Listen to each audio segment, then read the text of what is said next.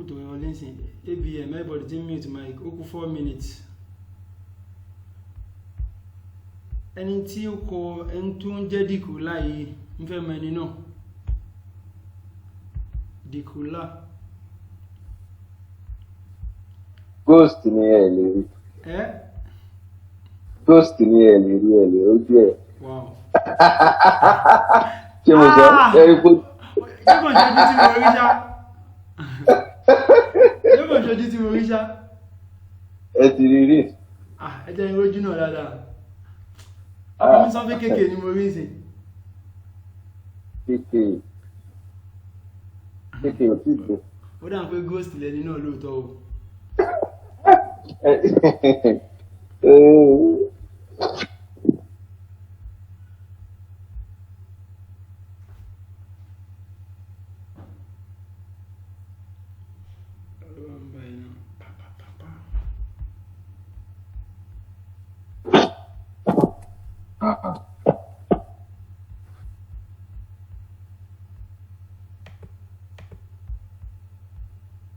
Okay. Afẹ́lẹ́ ìdúdú.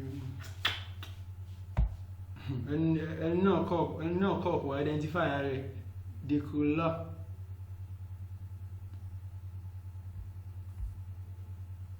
Nado. Ta lẹni náà?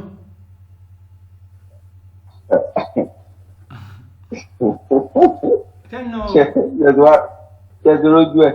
Mi ti rojú ẹni náà o. Nado, mo ní before kí mo ń gbọ́. Ṣé ń gbọ́ mi? Mo ń gbọ́. Before kí kíláàsì tó parí. As in before this week runs out. Mo mọ̀ pé nǹkan kan máa go wrong lẹ́yìn kámẹ́rà yìí. Kí ọmọ kan wá gbé nǹkan fún yín lẹ́yìn fún mi. Ṣé mo bóyá máa ń lọ ńgbà yẹn? Mo wà láìpẹ́ mo mọ̀ bá ẹ̀jẹ̀ sọ. Àmì àbẹ̀rẹ̀ náà o. Class máa bẹ̀rẹ̀ ń sìn o. From now mo lè share screen mi láti bí báyìí sìn. So ṣé everybody ti ń rí screen mi? Bẹ́ẹ̀ni sá. Bẹ́ẹ̀ni ọ̀gá mi àti. Okay. Àti rí báyìí. Okay. So firstly mo kọ́ kí everybody know káàbọ̀ sí 3rd class class tí a schedule. And class A ní ó dá lórí multimeter. So any most likely I nílò time wa tán torí mo ní waste time lórí class A ni. Firstly, tá bá ń sọ̀rọ̀ multimeter lórí motherboard, oríṣi multimeter méjì la ní. A máa ń pè ìkan ní analog multimeter, a dẹ̀ máa ń pè ìkan ní digital multimeter. Firstly, gbogbo wa wà familiar pẹ̀lú tá bá ń sọ̀rọ̀ anything analog àti digital. So analog yẹn ó máa ń wà in form of ó máa ní ìlà tó máa indicate movement àwọn value tó ń náà dẹ̀ lélẹ́yìí. But the second one tó tún wà òun ni digital multimeter. Ó ní digital multimeter yẹn òun ló outface analog. Many times ẹlòmíà máa claim pé wọ́n mọ analog lò ju digital lọ. Kò tí iye tó dáadáa ni. Tó bá yé tó a mọ̀ pé digital ó better analog. Kí làwọn reason tí digital fi better analog? Kò ju wípé nínú digital multimeter ó máa fún wa ní accurate value nǹkan tí a fẹ́ wò. Ó máa fún wa ní precise value nǹkan tí a fẹ́ wò láì ṣe pé ń gamble pé ṣé ó péye báyìí kò péye báyìí. Ara ìyàtọ̀ wọn nìyẹn. First thing bí táwọn èèyàn ti máa ń mix meter up kò ju wípé for the sake of this class máa fi attention sí digital multimeter. So àmì sọ̀rọ̀ nípa analog multimeter.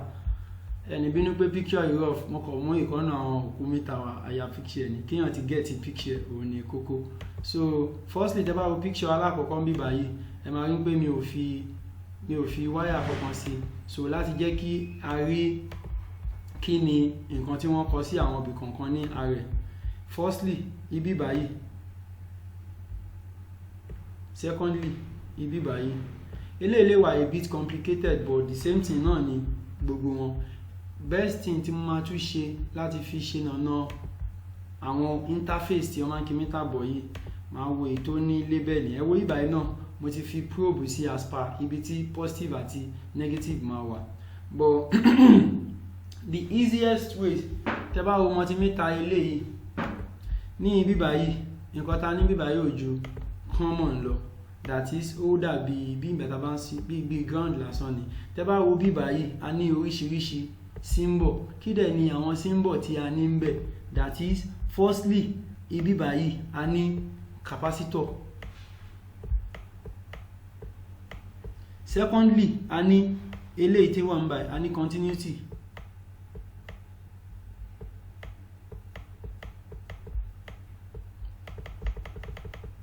and followed by eléyìí a ní diode. tá bá ti ṣe àwọn component motherboard ma understand it by better. Eléyìí a ní ohms yìí a fi ń wo resistance value ní so máa kọ resistance resistor, and finally níbí báyìí a ní voltage volts, that is tá bá fẹ́ ṣẹ́ẹ̀kì gbogbo àwọn eléyìí ibi tí probe wa máa wà láti fi confirm gbogbo àwọn eléyìí òun ni ojú interface yìí, that is this particular place eléyìí dẹ̀ máa jẹ́ normal ground wa.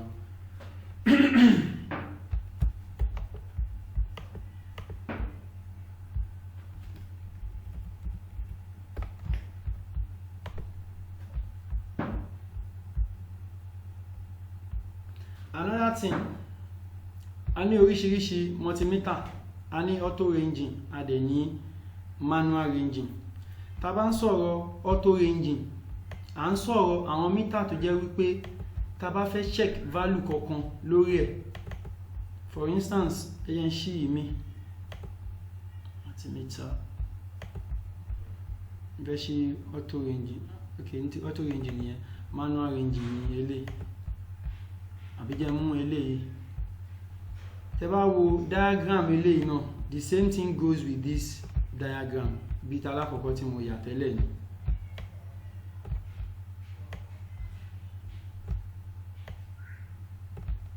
Mo fẹ́ align it dáadáa for better understanding.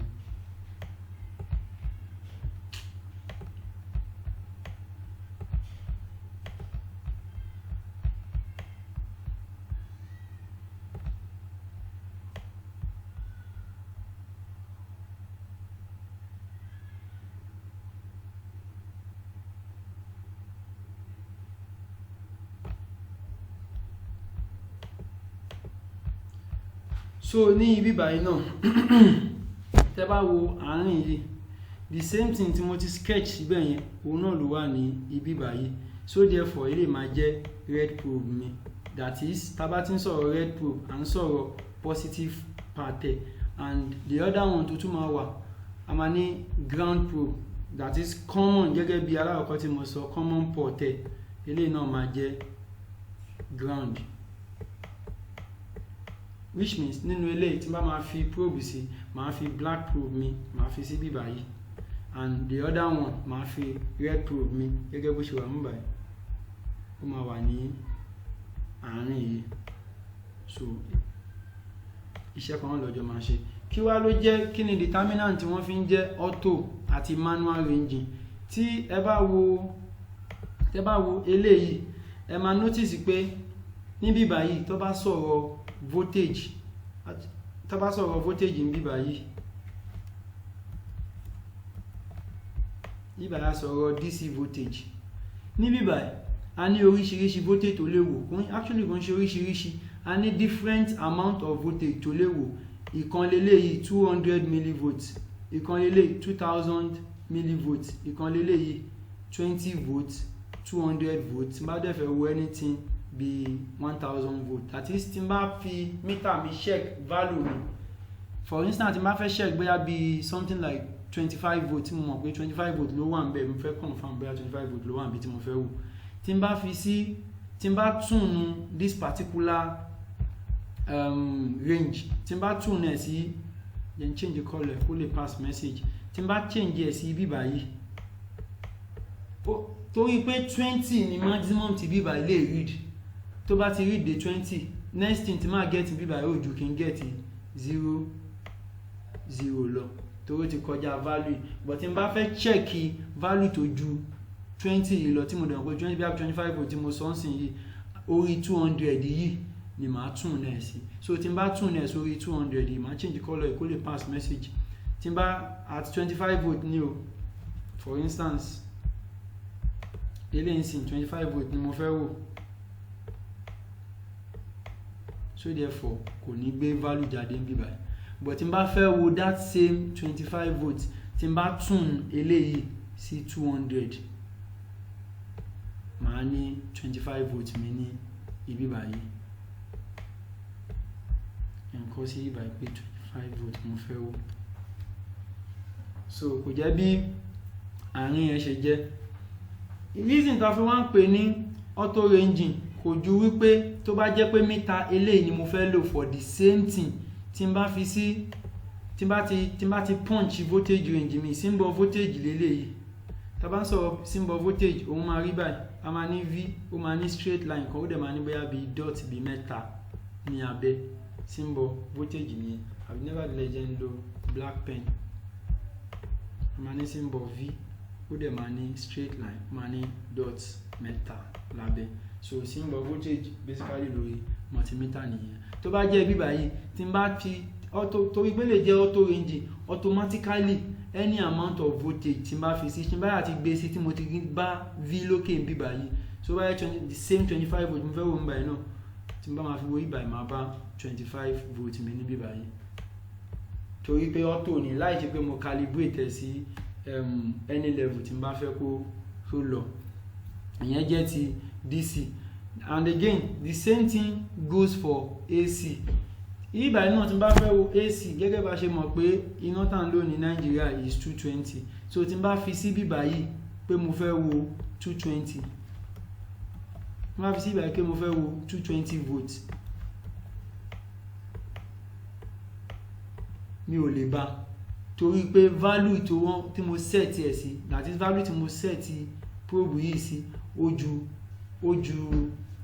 ó kéré sí 220 so kò ní gbé jáde instead tí n bá máa bá màá nígbà tí tún náà sí bóyá bí 750 so tí n bá máa check bíbá yín sí yìí màá bá voltage mo fẹ́ bá which is 220 volt.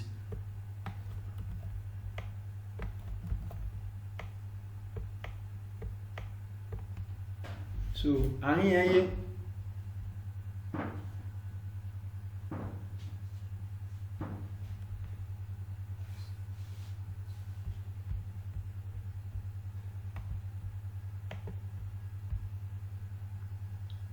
ẹni tí Mike bá clear kó sọ̀rọ̀ ṣé nǹkan tí mo ṣàlàyé ń bẹ̀ yẹn ṣó yé. bẹ́ẹ̀ni sá ó yé sá. àti ọ̀dọ̀ fáàdì ẹ̀ báyìí. ok so nísìnyí ìyàtọ̀ láàrin auto ranging àti manual ranging multimeter òun ni mo ti ṣàlàyé yẹn bọ́dẹ̀ ṣe ń lò wọ́n nìyẹn. nísìnyí tá a bá fẹ́ check value ó component tá a bá fẹ́ check ló máa determine ibi tí a máa fi probe yìí sí. tó bá jẹ́ pé voltage mo fẹ́ check mo ti mọ̀ pé DC ni màá fi sí tàbí ibi tí n bá ti rí symbol yìí ni màá fi sí. ẹ jẹ́ kí n take screenshot yìí kí n lè cancel eléyìí kí n ṣe nǹkan mi tó better.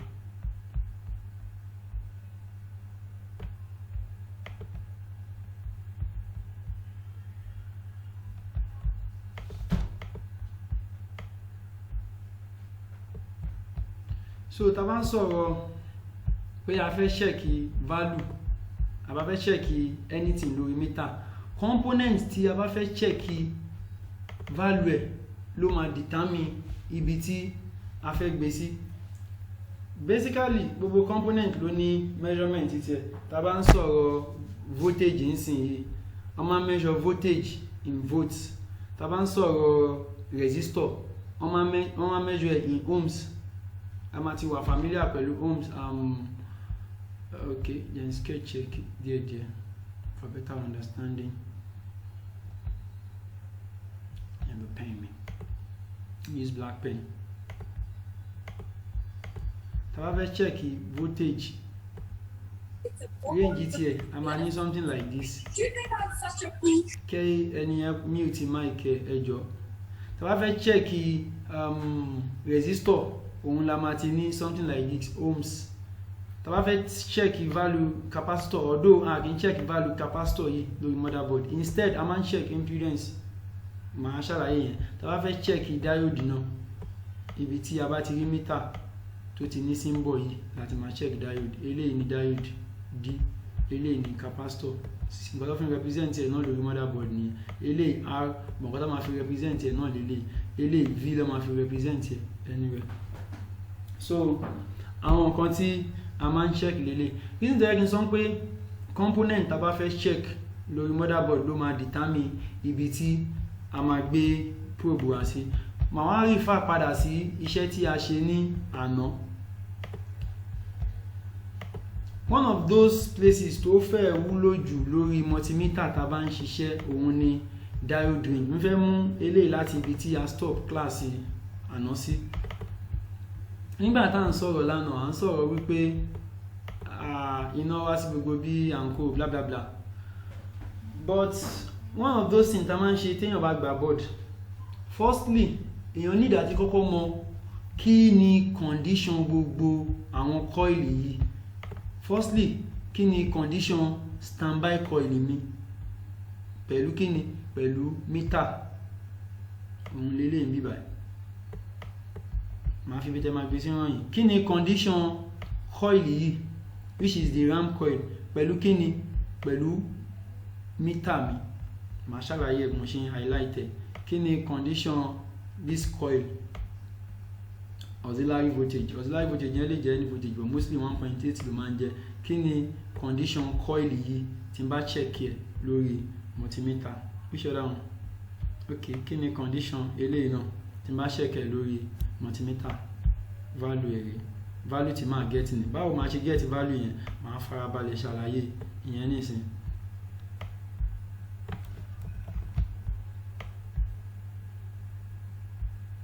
Nígbà tí ṣí meter kan, ẹ mú meter tí ẹ máa wà familiar pẹ̀lú. Màá mú auto range. Normally auto range is not the best, but torí class yìí màá lè máa select ẹ specifically torí class yìí. Meter ẹ mú meter ẹ mélé. N ti fi probe náà sí eléyìí, mo ṣe tún fẹ́ mú eléyìí. Àdó eléyìí ò neat dáadáa.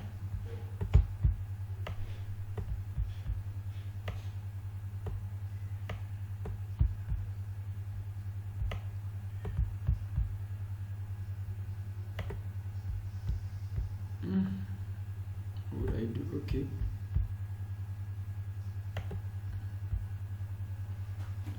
Ní ibi báyìí, gẹ́gẹ́ bí mo ṣe ti sọ tẹ́lẹ̀, mo sọ fún yín pé a lóríṣiríṣi range nínú meter. Firstly, àṣírí kan tó wà nínú pé à ń wo multimeter, a mọ̀ pé tí n bá fẹ́ check àbí kí n kọ́kọ́ ṣàlàyé voltage to simplify it. Torí màá kọ́kọ́ ṣàlàyé normal one, màá padà wá sí abnormal one. Okay. Nǹkan tí màá ṣe ni pé màá screenshot ilé, màá wá lo page yìí again.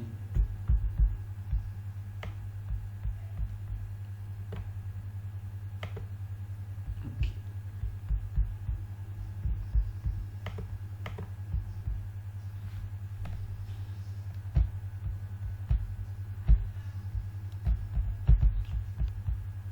Firstly, ká gbà pé charger, mo ní adapter charger mi.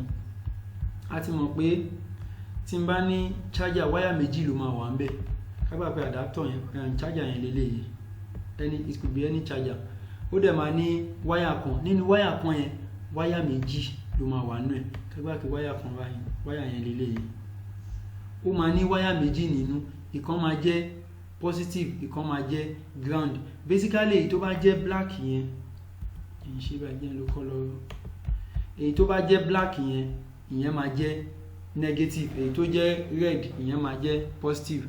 Ìgbà míì wà tó jẹ́ pé wọ́n máa ṣe inform tó jẹ́ pé wọ́n máa wé àwọn original charger yẹn.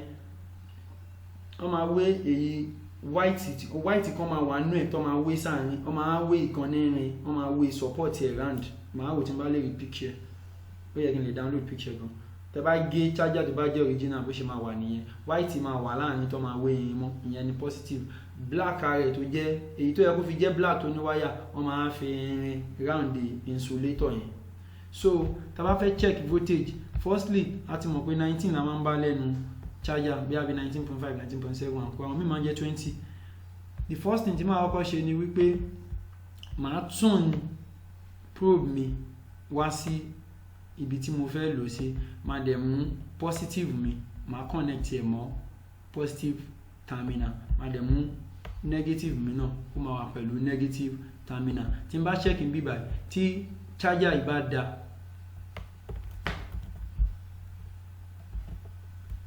tí charger yìí bá da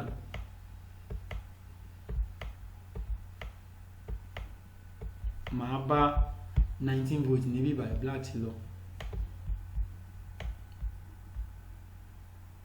màá bá 19 volts níbí báyìí ó máa ń ju 19 volt lọ́nà but for practical for theory purpose màá bá 19 volt níbẹ̀ níbo dẹ̀ mo ti máa bá 19 volt màá bá 19 volt yẹn níbí báyìí.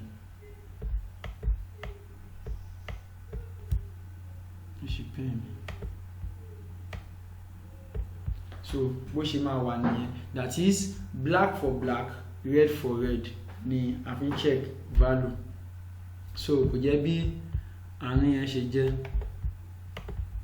so tí n bá tún wá padà sí orí ibi tí a ti ṣiṣẹ́ lánàá tí mo sọ wípé a máa bá particular voltage ní àwọn coil yẹn kí ló dé tó fi jẹ́ pé à ń place emphasis sí orí àwọn coil yìí lórí motherboard iṣẹ́ àwọn coil yìí ò ju wípé tí n bá ṣe anything tí bá bá ní ibi báyìí lẹ́nu àwọn coil yìí first tá bá ti ń sọ̀rọ̀ inductor àti tá ń sọ̀rọ̀ coil anything tí n bá bá ní orí inductor yẹn ó máa fún mi ní okay let me say it like this inductor good testing point ni fún repair like tí n bá fi meter sí nǹkan tí bá ń bẹ̀ ó máa summarize nǹkan tó ń ṣẹlẹ̀ ní section yẹn fún mi like tí n bá fi multimeter mi sí ibà nǹkan tí n bá ní ibi báyìí bó bá jẹ́ impedance mo wo àbí voltage ni mo wo ó máa summarize gbogbo process yìí fún mi the same thing goes with this tí n bá sọ pé standby ó máa ṣe a lot of process kó tó jáde àbí à ń kó gbogbo conclusion bíbá yìí ẹnu bíbá yìí máa ti mọ kí ló ń ṣẹlẹ̀ ní section yìí so ní ìsìn tí n bá fẹ́ check voltage mi nǹkan tí màá ṣe ni wípé màá fi kágbà pé ground a máa ń pè kíní kan ní ground generally negative tẹ́ bá di board mú generally jẹun wí àmì lè hàn camera kan tí màá fi hàn yín màá mú board kan jáde anywhere lẹ ti lè bá ground symbol ground camera kan kí ló tún ṣe wọ̀ ọ̀bọ̀ lálẹ́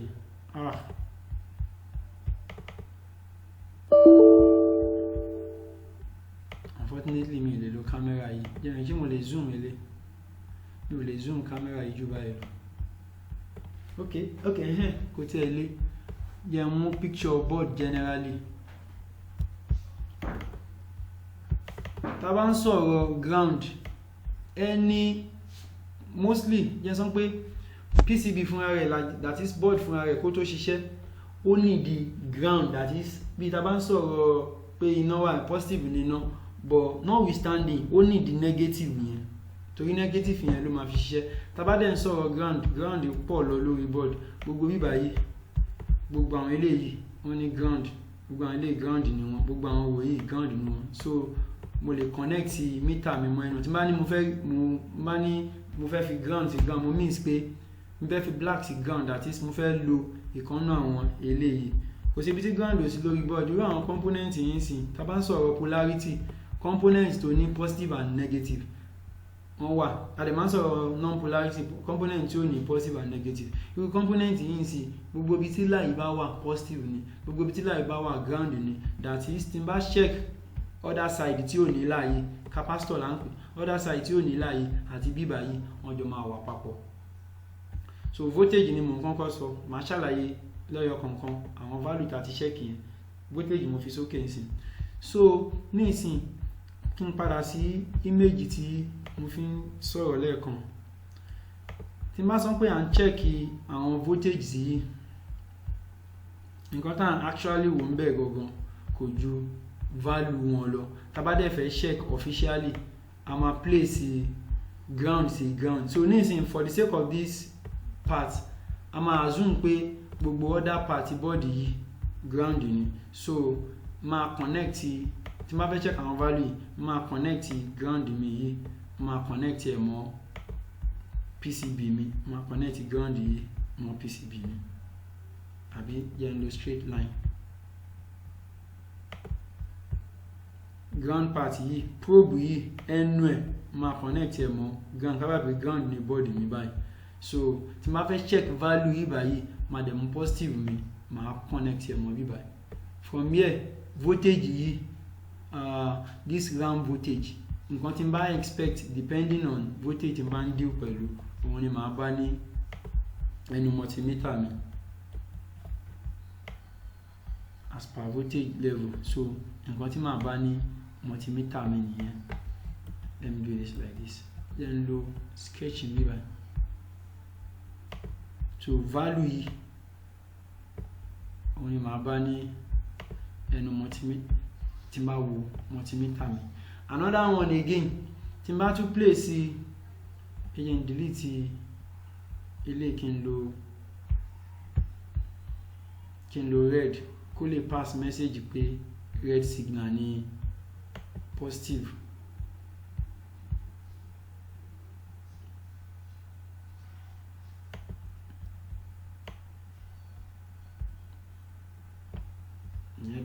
So the same thing goes with this section as well. Tí n bá check value mi ní ibi báyìí, jẹ́ n fi sí ibi báyìí. N bá fẹ́ check ibi tí máa fi probe mi sí ni mo aláìlọ ẹ̀kọ̀ọ̀kan yẹn. On and on for the rest. So value tí máa bá ń bẹ̀ kò ju àwọn value tí a ti sọ tẹ́lẹ̀ lọ. We share that one again. Àti eléyìí náà. So yellow for labeling.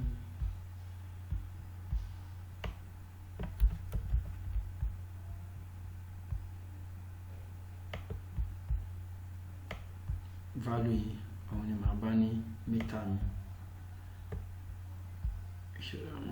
1.05 value. Value eléyìí, nǹkan tó yẹ kí n fẹ́ sọ eléyìí, gbàgbé láti sọ fún yín.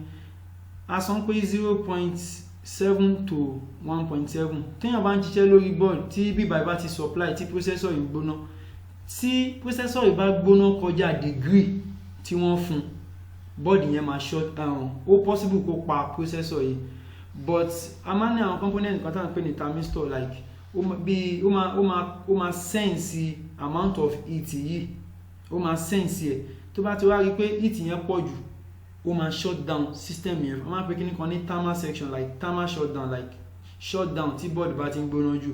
But torí kò sí heat sink níbẹ̀ tó máa transmit heat yẹn fún thermal sensor yẹn, processor yìí ó máa continue láti máa gbóná lọ without anything tó ń limit ẹ̀, and next thing tó dẹ̀ máa ṣẹlẹ̀ ojú wípé board máa paná lọ. Processor máa paná lọ. So tó bá jẹ́ on board processor tó bá ti paná, kò sọ̀rọ̀ lórí ẹ̀mọ̀ ju kéèyàn change ẹ̀. So tá bá ti ń check board, ohun tó bá ti mú processor yìí tó ti get power, a need àti dé heat sink mọ́ ká tó continue anything else, board yẹn ó lè, processor yẹn lè lọ.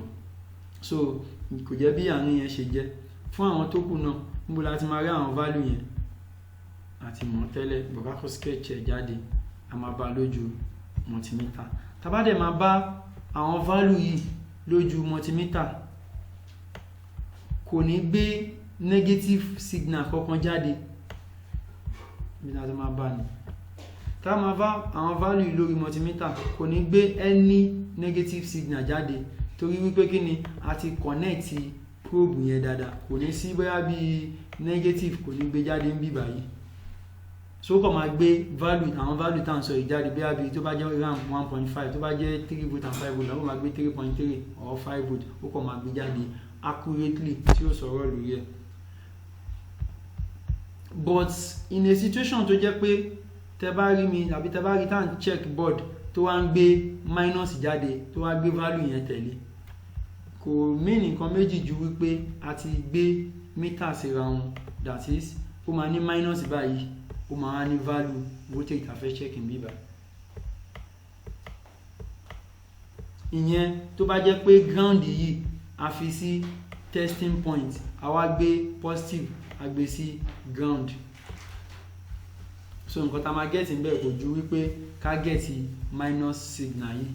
Reason tí mo fi sọ̀rọ̀ débẹ̀, next part tí mo kọ́ fẹ́ ṣàlàyé tẹ́lẹ̀, ibẹ̀ ni màá ti ṣàlàyé one or two things níbẹ̀ nísìnyí. Voltage la check yìí, a ti sọ pé a máa fi negative sí ground, a dẹ̀ máa fi positive sí supply láti get value voltage wa. But tá bá reverse ẹ̀ náà kò bá rí, implication tó kọ́ máa wà ń bẹ̀ ojú wípé a máa get negative voltage lára bíbá ẹ̀.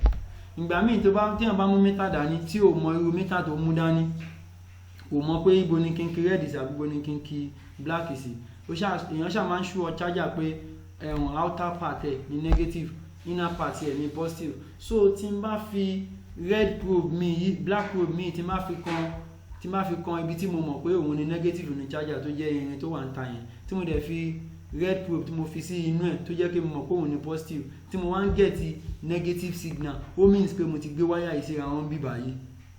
But tí mi ò bá ti get negative tí mo get value mi bíbá yìí, ó means pé mo connect probe mi dáadáa lórí àárín yẹn. So for now, ma screenshot, ma log out in the next 1 minute, ó máa sign out fún ara rẹ̀. So ma log out, ma lè login padà, everybody login kí n tó mú next part tí mo fẹ́ ṣàlàyé.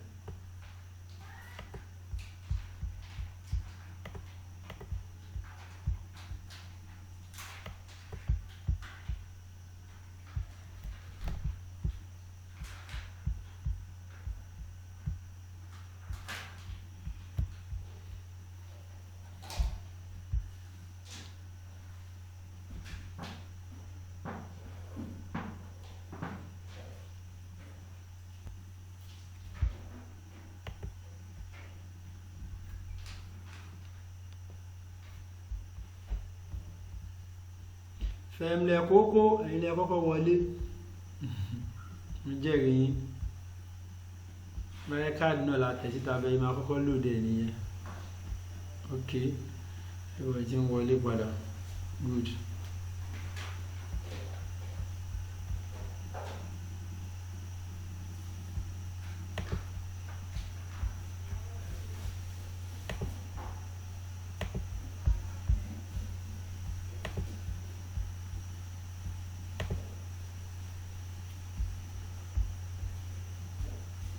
Then do the tabati will be 12. Ma continue.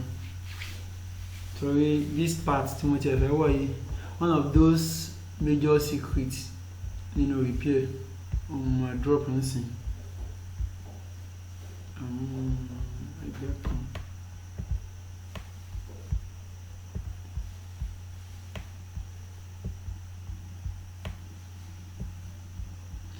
And do the intoku then do a mabinu. Asobni demo version no wala demo version la nlo ṣé ó ń yé so far so good. Honestly ó yé. Okay. So àwọn tó bá mú mítà àti board tó ń ṣiṣẹ́ dání probably àti charger wọ́n lè fi yẹn confirm, but àmọ́ next one sì kéèyàn kọ́kọ́ wọlé sí kí n continue ni tí bá dúró fẹ́yàn kan náà tí bá rí yàn kan máa continue. And this might be 2 minutes do is still fine. What of tí o kàn tí charger pẹ̀lú board yẹn ńkọ́? One after the other la máa take it. Okay. Where? Torí board tí mo wá charger pẹ̀lú ẹ̀. No, nǹkan tẹ́ máa test ní charger náà wà. In fact, ìyẹn gan fẹ́ ṣe kókó. Ìyẹn náà ó fẹ́ ṣe kókó. So, tá bá ti ń check voltage, anytime tí bá rí pé voltage la fẹ́ wò nínú charger. Question yín jẹ́ kí n rántí. Nítorí pé voltage la fẹ́ wò nínú motherboard, kò sí ní a gbọ́dọ̀ kí charger bọ̀. Voltage àti current náà ni nǹkan tá máa ń kí charger bọ̀ tá bá fẹ́ wò. Every other thing a need àti kí charger bọ̀ tá bá fẹ́ check ẹ̀. Voltage àti current la máa ń check. In fact, for simplicity, ẹ kí n sọ báyìí for now. Voltage nìkan tá bá fẹ́ check voltage nìkan la máa kí charger bọ̀ motherboard. So ìyẹn dúró bẹ́ẹ̀. The next one ní ìsìn tó wá ṣe kókó, máa skip àwọn tó kù for now, máa bọ́ sí next one tó ṣe kókó jù. òun ni impedance value. A máa ń sábà pè ní diode range. A máa ń pè component kan ní diode. Tá bá ti treat component ó máa yé better. Component yìí for instance is a very wide topic tó dẹ̀ wà very interesting. In fact òun ni crest fún gbogbo àwọn almost other production tó nígbà tó kọ́ bẹ̀rẹ̀ wọ́n kọ́ ṣe diode, lẹ́yìn tó ṣe diode wọ́n upgrade ẹ̀. Ẹ̀wọ̀n tí wọ́n bá kọ́ ṣe nǹkan alákọ̀ọ́kọ́ bá máa ṣe fresh one another version ó máa wà more functional ju previous one lọ. So wọ́n kọ́ ṣe diode, lẹ́yìn tó ṣe diode technology tó fi ṣe diode lọ fi upgrade lọ ṣe transistor, technology tó fi ṣe transistor náà lọ fi upgrade tó fi ṣe JFET, èyí tó fi ṣe JFET náà lọ improve tó fi ṣe MOSFET, èyí tó fi ṣe MOSFET lọ improve tó fi ṣe IC, èyí tó fi ṣe àwọn IC yẹn lọ improve tó fi ṣe IO, lẹ́yìn tí IO yẹn òun lọ improve tó fi ṣe mi làwọn chipset, lẹ́yìn chipset lọ fi ṣe processor. So crest gbogbo wọn orí diode yìí ni. So òun ló yẹ kí diode yìí jẹ́ very important topic tá bá ti ń sọ̀rọ̀ repair. This particular diode component tó gba iná láyè láti lọ from one angle tí ò gbà láyè láti lọ from other angle ni. Tí iná bá ń bọ̀ from this end tó wá báyìí ó máa gbà láyè, àti tí n bá fi bóyá bí 10 volts sí bí báyìí diode yìí máa jẹ́ kó kọjá báyìí fine, but tó bá jẹ́ pé this same 10 volts ni mo fẹ́ gbé wá sí other side of the board bí báyìí diode yìí ò ní gbà láyè kó lọ. Eléyìí kan ta ló máa gbé pé kọjá ó máa drop amount of voltage kan, but for simplicity káṣà sọ pé ó máa jẹ́ kó kọjá sí bíbá, but tó bá fẹ́ lọ sẹ́yìn kò ní gbà kó lọ sẹ́yìn. So diode yìí fúnra rẹ̀ òun náà ní part tó jẹ́ positive ó dẹ̀ ní part tó jẹ́ negative. Tá bá ń sọ̀rọ̀ negative part ẹ̀ positive part ẹ̀ òun lélẹ̀ and negative part ẹ̀ òun lélẹ̀. This is the negative part and this is the positive part. So ní diode yìí mo lè tún draw sísàlẹ̀ bí báyìí kó lè rọrùn. Okay òun gan lélẹ̀ mi báyìí òun rẹ̀ bí báyìí, so mo lè tún draw sí bí báyìí ṣá.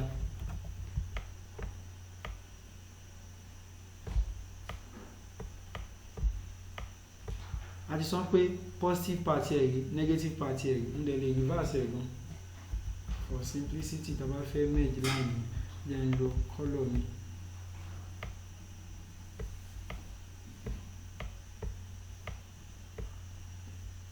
Gẹ́gẹ́ mo yẹ sọ mo ní negative ẹ̀ òun lélẹ̀, so téèyàn bá fẹ́ check value ẹ̀ lórí multimeter èèyàn máa range meter yìí, ok jẹ́ ń kọ́ set yẹn náà, èèyàn máa range multimeter ẹ̀ sí diode range ibi báyìí.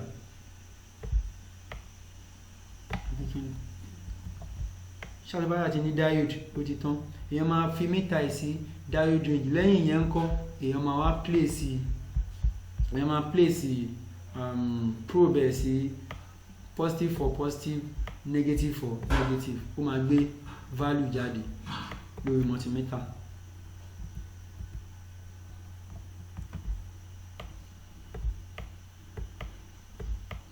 But normally a máa ń pè léyìí ní forward bias FRW,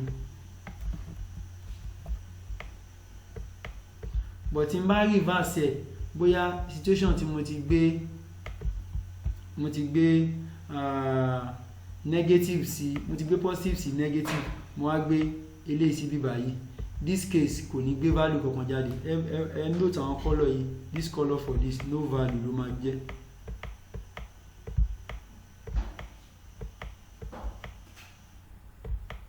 That is mo ti reverse voltage mi àbí probe mi.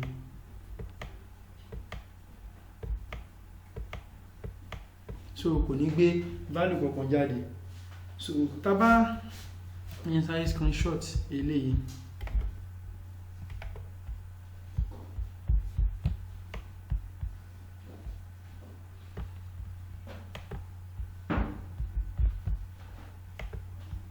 So nísìnyí tá bá lọ sínú motherboard,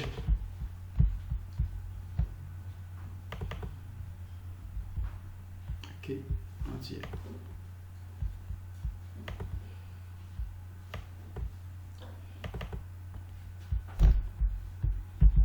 Tá bá lọ sínú motherboard, diode máa ń pọ̀ lórí motherboard. àwọn diode ẹlẹ́sẹ̀ méjì wà, ẹlẹ́sẹ̀ mẹ́ta wà. Tá bá ti treat component lọ́la ó máa yé yín better. Any component bá ti jẹ́ diode wọ́n máa fi D ló máa fi identify component yẹn. Zoom out. Mo fẹ́ wá ẹlẹ́sẹ̀ méjì kí n tó wá ẹlẹ́sẹ̀ kan. Irú ilé ìsìn yìí diode kan lélẹ́yìí. Diode kan ni. This is PD4302. Tí n bá lọ wo nu schematic ẹ zoom out. Ẹ jọ̀ọ́. Ma zoom out. PD4302. N bá lọ wo nu schematic diode méjì ni ló máa jẹ́. Àwọn dànù. Okay. Àwọn rẹ̀ ń bí báyìí. Normally ẹsẹ̀ méjì ló máa ń ní, but this is the complex one. About the treat component, you understand better. This is 4303. Tí máa padà sínú yìí báyìí PD4303. Ẹ̀wọ̀n sì yìí diode méjì ni, ìkíní rẹ̀, ìkejì rẹ̀. That is eléyìí rẹ̀, ìkejì rẹ̀. Ẹ̀jọ̀ ṣe báyìí. This is the first one. This is the second one. So wọ́n wá kó gbogbo ẹ̀ sínú bracket kan, òun ló fi dẹsẹ̀ mẹ́ta. So tó bá fẹ́ number ẹ̀ bẹ́ẹ̀ yẹn, ilé máa jẹ́ pin number 3, ilé máa jẹ́ pin number 1, ilé máa jẹ́ pin number 2. That is pin number 3 àti pin number 1 diode kan ló wà ńbẹ̀. Láti yíbàí sí yíbàí náà diode kan ló wà ńbẹ̀. Actually this is the complex one. Ó yẹ kí n bẹ̀rẹ̀ láti crest. Mo kàn fẹ́ kẹ́ understand kí ni concept diode yẹn ni. Ibi tí diode wa ṣe kókó sí, tó bá mú board wá fún wa tá ń check ẹ̀ láì tí kì í náà bọ̀, and check kí ni diode value ẹ̀. A máa ń pè ní impedance. In an advanced engineering forum tàbí group tó yẹ pé èèyàn fẹ́ report kí ni situation iṣẹ́, tẹ́ bá wo another component ń bí báyìí náà, the same diode yìí náà ló wà ńbẹ̀, component mi lélẹ́yìí. This is JFET, the same diode náà ló wà ńbẹ̀. Ló jẹ́ pé diode yẹn ṣe kókó gan nínú motherboard. Ẹ wo component yìí náà, component mi lélẹ́yìí. This is MOSFET, diode yẹn náà ló wà ńbẹ̀. So mostly tá bá ń check value yẹn, diode la máa ń sábà check. Báwo dẹ̀ la ṣe máa ń check value yẹn? For instance, tó bá gbé board wá fún mi nísìnyí, tí mo fẹ́ check kí ni condition board yìí, ẹ yẹn fi eléyìí image tá ti ń lò láti àná náà ni màá lò. Okay, not yet.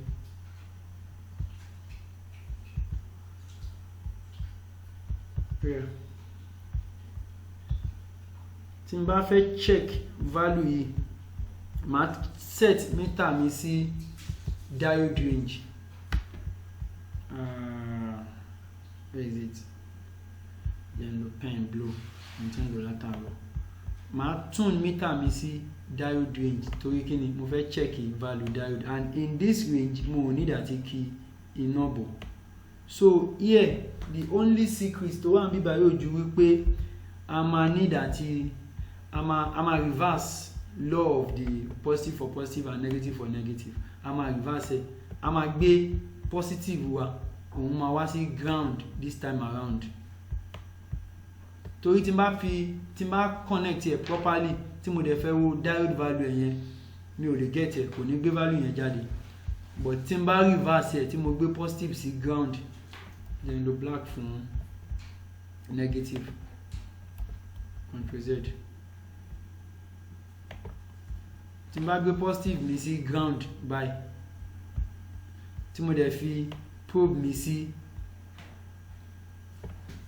testing point mi tó jẹ́ black mi, mo fi sí testing point mi, then màá get value tí mo fẹ́ get. Value wo dẹ̀ ni màá get? Òun ni value tí a kọ sí bí báyìí. So tí n bá ń check RAM section, tí n bá wà ní RAM section láì tí kí iná bọ̀, tí n bá fẹ́ mọ̀ ṣé RAM section mi wà okay, tí n bá fi probe yìí tí mo fi sí part yìí lórí board, by pé mo fi positive mi mo fi sí ground, mo dẹ̀ fi negative mi mo fi sí testing point, èyí tó jẹ́ coil fún RAM mi. Any value tí bá ń bẹ̀ lórí meter yìí tó bá ti ju 0.040 lọ, theoretically part yẹn ó clear. That is, tó bá jẹ́ for instance RAM mo fẹ́ check in sí anything above 0.040, that is part yìí ó wà okay above nìyẹn. Òun ni ìtumọ̀ àwọn value tí mo kọ yìí. So mo lè cancel nǹkan tí mo kọ bí kí n lo arrow yìí, mo lè lo set. Okay, let me use green color.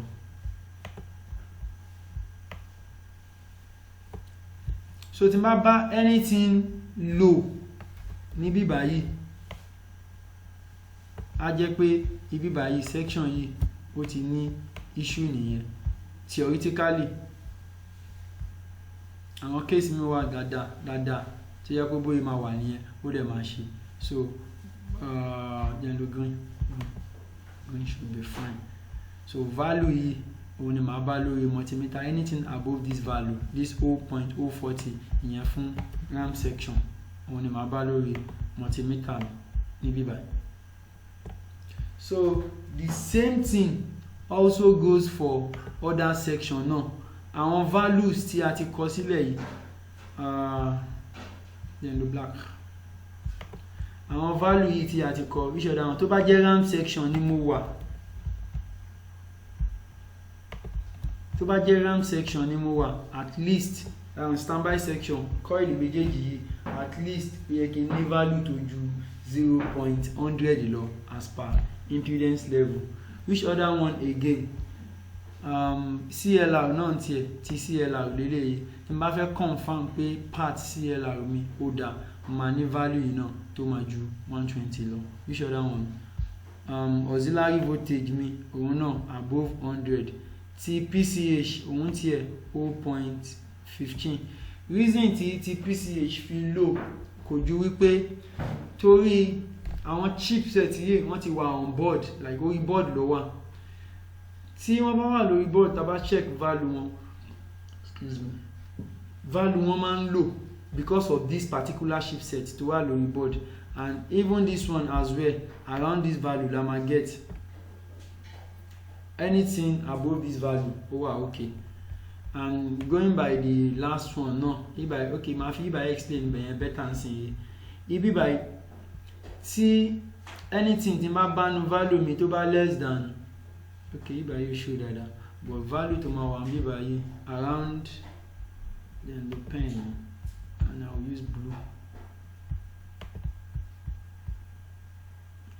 Ibi báyìí tẹ́ bá wo mo kọ, tẹ́ bá lọ wo normal picture yẹn, that is with processor, this P, tó bá jẹ́ pé processor wà ń bẹ, at least anything from, then copy yẹn sí ibà yìí, anything with processor tí n bá ṣe ń bá 0.04 or 5 lọ sókè ó wà okay. But tí n bá ti yọ processor mi, màá máa bá láti bóyá bí 150, 130, 150 and above.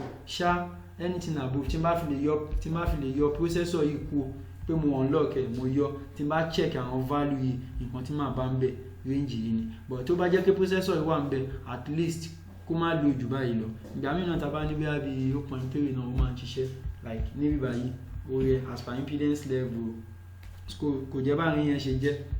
Nísìnyí kí n sáré sketch gbogbo wọn jáde. So value tí máa bá lórí multimeter fún CLR section òun lélẹ̀, at least kó má jù bẹ́ẹ̀ lọ. Theoretically ni o, tá bá ń ṣe practical lọ, tá bá ń ṣàlàyé inú theory, theory máa ń yàtọ̀ sí practical díẹ̀. Àwọn nǹkan kan kì í máa ń wà 100% nínú practical, but basic like crest téèyàn ní that you understand, òun ni kí wọ́n kó pẹ̀ theory jẹ́. So therefore, as per impedance level, gbogbo nǹkan tá à ń check yìí òun là ń refer sí as impedance. And ẹ má gbàgbé, gẹ́gẹ́ bí mo ṣe sọ, mo ní a máa reverse probe yẹn, that is a máa gbé positive sí ground, a dẹ̀ máa gbé negative sí ground. Èèyàn kan lóun mú board dání bẹ́ẹ̀, kẹ́ni yẹn fi board ẹ̀ kó fi practicalize ẹ̀, kó jẹ́ kí n gbọ́ nísìnyí. So nígbà tẹ́ni yẹn ṣe yẹn lọ lọ́wọ́, èmi máa ṣe ride on pẹ̀lú eléyìí. Lórí section wo ram section. Pick any coil kẹ́ sọ value ẹ̀ fún wa tàbí tó bá yẹ pé tàbí ẹ mọ̀ pé ẹ sure pẹ̀lú section tẹ́ fẹ́ fún mi tó bá jẹ́ ram section tẹ́ fẹ́ fún mi ẹ fún mi ní value ram section yín kí n gbọ́ ẹ fi mítà yín sí diode range ẹ dẹ̀ gbé positive sí ground kẹ́ gbé negative sí supply níbi tẹ́ ti fẹ́ check value yín.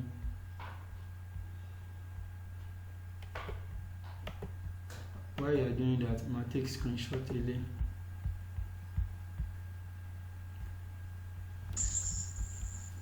Kò normal o. Kí ló gbé jáde? 372. No, ó máa gbé value 372. Right? Yes. Section wo lẹ́yìn lẹ check? Yes. RAM section. RAM section. Ṣé ti confirm ẹ̀ nínú schematic pé RAM section lẹ check? Yeah, but me confirm it. But firstly. Hello. Okay. Firstly, lè ṣe mistake coil value be te check and whether ṣe mistake o. Wait. Mo rí pé coil yẹn ló wà nearby the RAM set. Ló wà nearby the RAM. Ó lè jẹ́ battery coil náà. Battery coil náà máa ń súnmọ́ RAM. Okay. Lè confirm the schematic but whether ó jẹ́ battery coil àbí kó jẹ́ RAM coil pé ẹ bá value tó jẹ́ 300 and something yẹn 100% kò sí issue kankan as per impedance level mi fẹ́ mọ section tó fẹ́ jẹ́ ṣóyé kí ni value tí a gbọ́dọ̀ bá tá bá ti ń check impedance tó worst jù òun ni tá bá ti ń bá bóyá bí 0.002 or 3 002 or 3 or 5 a máa ń pe gbogbo àwọn eléyìí a máa ń pè wọ́n ní pé board ti ṣe kíni ó ti short táwọn engineer wa bá fẹ́ pè eléyìí máa ń fún nísìnyí wọ́n máa ní ó múná mọ́lẹ̀ tàbí kọ́ ló ń dáná padà ti charger so short la máa ń pè professionally tí wọ́n bá sọ fún mi pé board mi ń short mo ti understand nǹkan tó ń try àti sọ fún mi tí wọ́n bá sọ fún mi pé CLR mi ń short mo mọ̀ nǹkan tó mean tàbí tí wọ́n bá sọ fún mi pé check bóyá RAM section yẹn ò short mo mọ̀ nǹkan tó mean tàbí tí wọ́n bá check pé àtàtà tó bá sọ fún mi pé bọ́ọ̀dì yìí mo ní issue pẹ̀lú standby mi ń short nǹkan tó ń sọ ti yé mi tí CLR bá short ó máa affect charger tẹ́ bá lo generator ẹ máa mọ̀ ní generator pé short wà nù CLR tí standby bá short kò ní affect charger torí voltage standby ó kéré so kí lẹ́yìn àwọn value tí mo ń pè ní short value tó bá ti kéré sí value tí I expect láti get ní section tá wà but ètò worst jù nínú wọn ò ju tá bá ti ń get àwọn value tó less than àwọn value tó súnmọ́ 0 torí tẹ́ bá check tẹ́ bá fẹ́ confirm bóyá mítà yín ṣiṣẹ́ tẹ́ bá fi red probe sí ground tẹ́ tún fi black probe náà sí ground value tẹ́ máa get lélẹ̀ tàbí kẹ́ get 0.000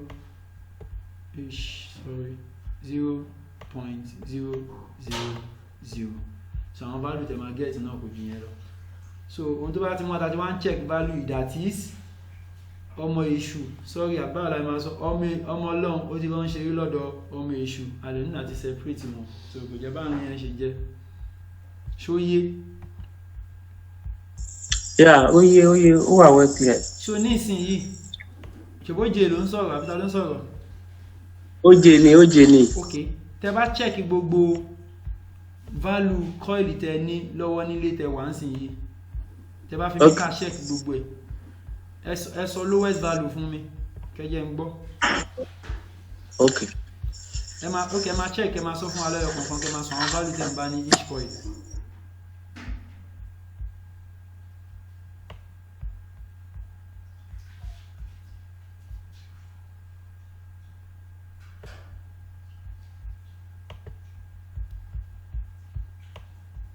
àbíbọ́dì yóò sì ń tòsí yín. ó wà tó tí mi ó náà mú rí lọ́wọ́. ní ẹ máa sọ value tẹ bá ń bá bẹ̀ fún alẹ́ ọkàn kan ká máa gbọ́ lẹ́sẹ̀kẹsẹ̀ à ń dà tí kò ń báyìí. ó máa 0.01. 0.01 kò sí value kankan lẹ́yìn 1 ní àmì. kò sí value kankan lẹ́yìn. ibẹ̀ yẹn ní problem. ok wíṣẹ́ bá kọ ìlú bá jẹ́ mi fẹ́ mọ̀ ibẹ̀ yẹn ní problem. tẹ bá download schematic ẹ̀ tẹ bá wo section tó jẹ́ so problem 1 section yẹn which other one. The next one. One. Camera. Okay.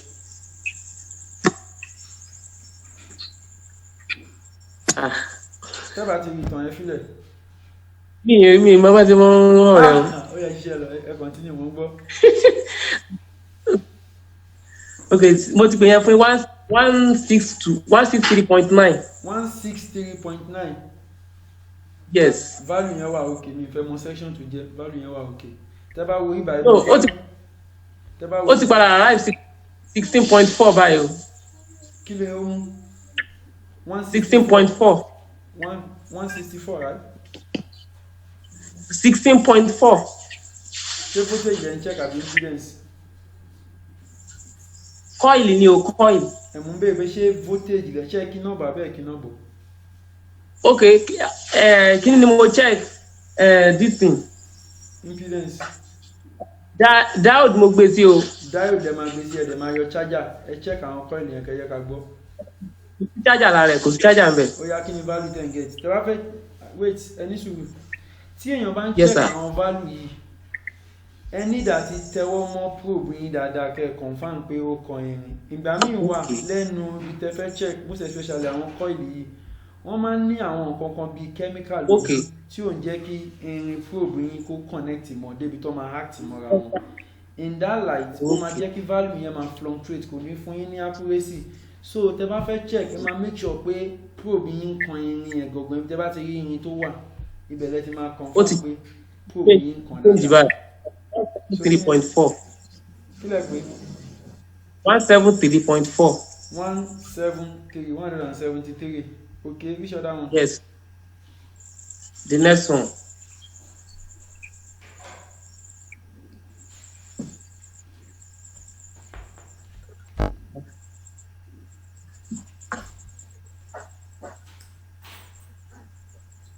Láì waste time wà lórí yẹn. N fẹ́ bí pé section yẹn ti yé everybody ká mú section mi gbọ́. OJ, àárín yẹn ti yé yín náà. Yes, sir. So ẹ lè kọ́. Ó yẹ ó ti yẹ ó fluctuate ni ò jẹ́ kí n lè reply bẹ́ẹ̀. Mo ti ṣàkàrí secret tó máa ń fa fluctuation yẹn fún yín. Yé mi máa padà yes, sir.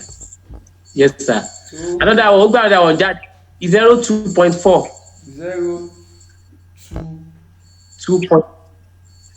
02.4. Ṣé mítà yín daṣá? Ẹ bá ti wà ní diode range.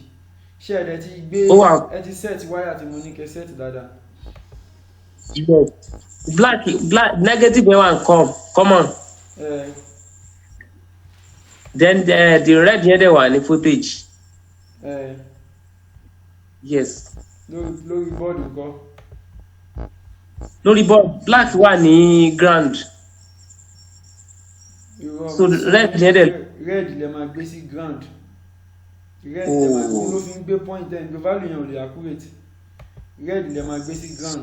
Sorry. Ẹ̀yin ẹ ti Jones. Ẹ ti hard.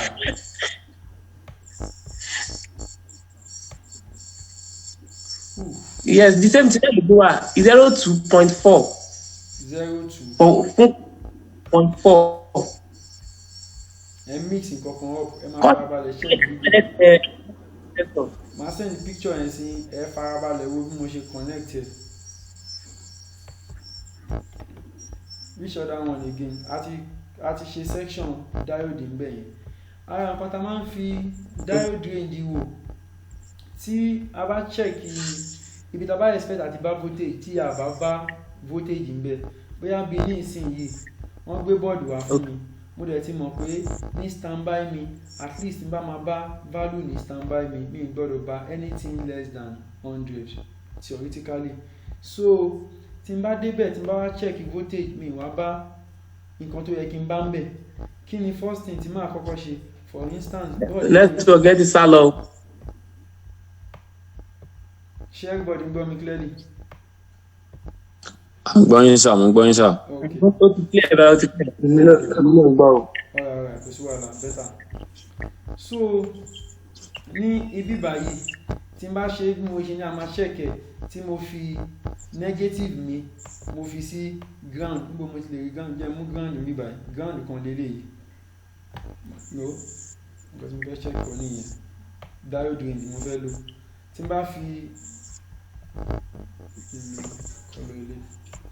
bá fi positive mi tí mo fi sí ground tí mo wá mú negative mi tí mo fi sí supply mo ti mọ nǹkan tí mo máa bá ní ibi báyìí torí CLR mi lélẹ̀ mo ti mọ value tí mo máa bá ń bí báyìí tó bá wá happen wípé nǹkan tó yẹ kí n bá bóyá bí 100 ní bí báyìí and above 100 and above tó yẹ kí n bá òun ni good signal mi mo wá ń bá bóyá bí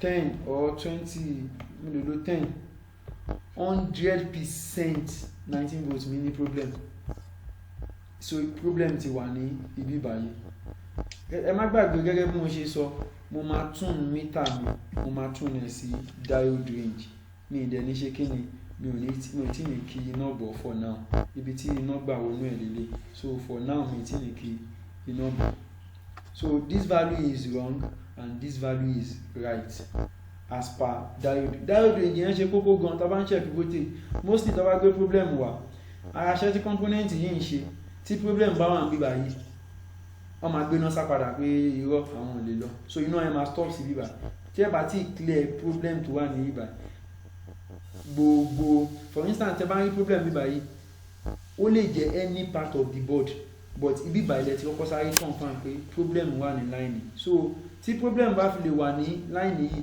gbogbo ibi tí ó tap ná lára bíbá ló máa show pé àwọn ní problem that is àwọn la máa pè ní tí àgbájọwọ́ la fi ń ṣe kíní kan tí gbogbo wọn tọ́yọ̀ kan bá ti ṣiṣẹ́ ní gbogbo wọn ti ní problem nìyẹn so diode range yẹn ó ṣe kókó gan tá bá ń check value bí tó bá yẹ kí n ti bá voltage tí n bá voltage kí ni màá kọ́kọ́ ṣe màá check bóyá short wà ń bẹ short máa ń sábà kọ́ mọ̀ gan àwọn short kéékèèké tó yẹ kí bí ibi tó yẹ kí n ti rí 3 volt short wà ń bẹ òun ìjẹ́ kí gbogbo bọ́ọ̀dì ṣiṣẹ́ wọ́n gbé bọ́ọ̀dì kan wá fún mi lẹ́nu HP folio nǹkan tó ń ṣe kò ju wípé 3 volt line ẹ̀ ó short 3 volt tó dẹ̀ feed sí SIO ní ó short bọ̀ kò lè fara hàn lórí charger láìláì àti láìláì so bó ṣe jẹ́ nìyẹn ó ṣe kókó which other thing again a máa tún fi multimeter wa check resistance value sorry screenshot ilé a máa fi multimeter check resistance value yẹn tí èèyàn ò bá máa ṣiṣẹ́ on advanced level kò ní rí ìwúlò fún pé à ń check resistance value yẹn gbà mí ló máa ń bí tí engineer mi bá ń ṣiṣẹ́ ló máa ní ìdá tí máa lo the same type of board a máa check value component lọ́yọ̀ kọ̀ọ̀kan tó bá ṣẹ̀kẹ̀ lórí board A á ṣẹ̀kẹ̀ lórí board B bá ṣẹ̀kẹ̀ lórí board C á ṣẹ̀kẹ̀ lórí board C tó bá ṣẹ̀kẹ̀ lórí board B á ṣẹ̀kẹ̀ lórí board B that is wrong tó bá yẹ pé ó ń ṣiṣẹ́ pẹ̀lú schematic ni kò bá jẹ́ pé wọ́n ti yọ component yẹn kó ń bẹ̀ kò sí lórí board rárá wà á mọ component tó wà ń bẹ̀ tó bá dẹ̀ fẹ́ fi meter wá ìmí sí o lè check any board randomly láti fi mí sí so tá a bá ń sọ̀rọ̀ resistor ní ìsìn ẹ jẹ́ mú board tí image ẹ̀ sharp dáadáa mo ti máa ń sábà mú board yìí torí color green ni ó jẹ́ kí image ẹ̀ sharp dáadáa kíláàsì wa kò ní gbẹ́ gbá wa jáde mọ́ igi.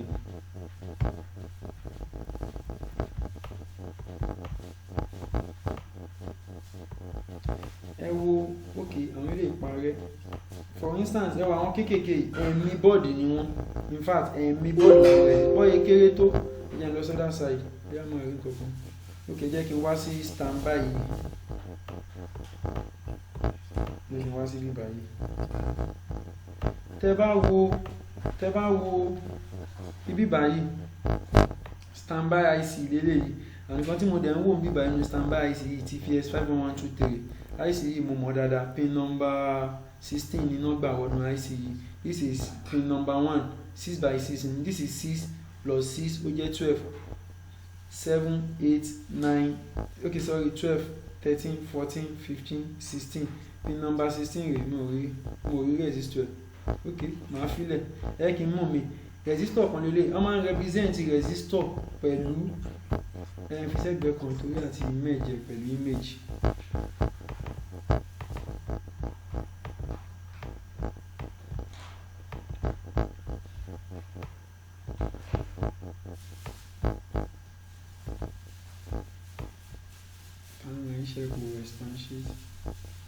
Okay, mo fẹ́ mú resistor for instance ó máa ń kéré gan èèyàn máa ń dà ti bẹjú but tó bá ní issue kò sí nǹkan tí ó lè dalẹ̀ board lè má tàn ó lè má display ó lè má charge mẹ́rin ṣáàlì gan mẹ́rin ṣáàlì tó bá gbéṣẹ́ wá ń gbà mí tó bá ní akọ̀tún ní o akọ̀tíṣẹ́ kékeré ń bẹ̀ kò dẹ̀ tàn wọ́n most likely àwọn kíkìnkì àwọn tó bá ṣì já àwọn eléyìí bọ́ọ̀dì yìí ṣì máa tàn bó lójú àwọn kan náà ní wọn tó bá jẹ́ méjì yìí eléyìí wọ́n máa ń pè wọ́n ní bootstrap capacitor kò lè fogun tàn tí ó bá sí capacitor yìí lórí bọ́ọ̀dì ọdún náà tó bá jẹ́ àwọn ilé most of the time tẹ́ bá ti ẹ bá yọ wọ́n gan bọ́ọ̀dì máa tàn tẹ́ bá ti ń sọ̀rọ̀ component ẹ̀yọ kọ̀ọ̀kan àá sọ̀rọ̀ iṣẹ́ tó ẹ̀yọ kọ̀ọ̀kan ṣe àá sọ̀rọ̀ bó ṣe wà important tó wà lọ́wọ́ engineer tó bá fẹ́ replace ẹ̀ àti pé tó bá dẹ̀ fẹ́ replace ọwọ́ ẹ̀ ló wà. So níbí báyìí sìn a mú component yìí tá bá ti ń sọ̀rọ̀ resistor gbọ́dọ̀ fi máa ń represent resistor something like this ni.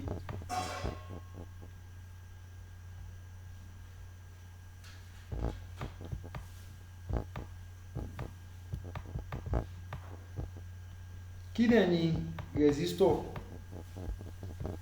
Òun jẹ́ component tó yẹ pé for instance tí a bá ní tap omi tó tóbi báyìí ẹ má yẹ kí n máa ẹ̀yìn fi topic resistor lẹ̀ for now tá bá wọnú àwọn apẹ́ lẹ́yìn nǹkan treat nǹkan mi fẹ́ fàyọ nù ẹ̀.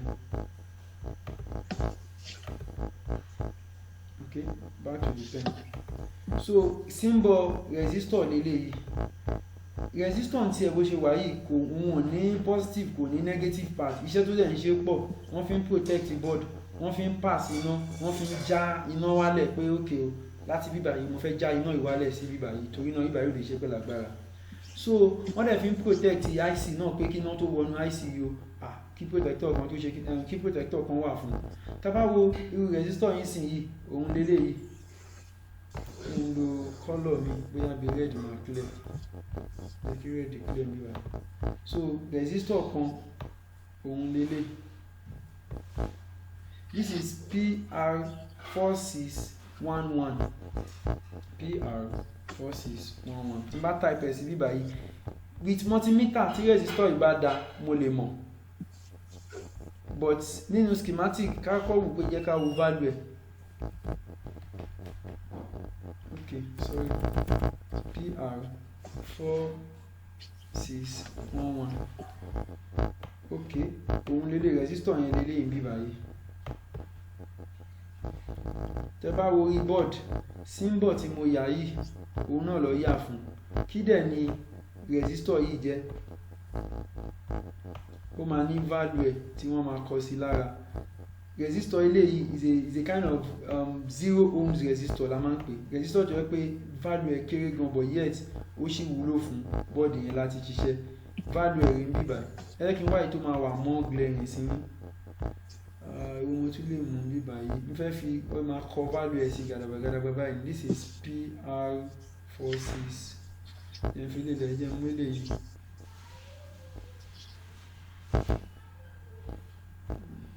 Capacitor PR4610 resistor ilé ìsìn ẹ wò wọ́n kọ 2D2 value ilé PR4610 resistor yẹn ilé ìbí báyìí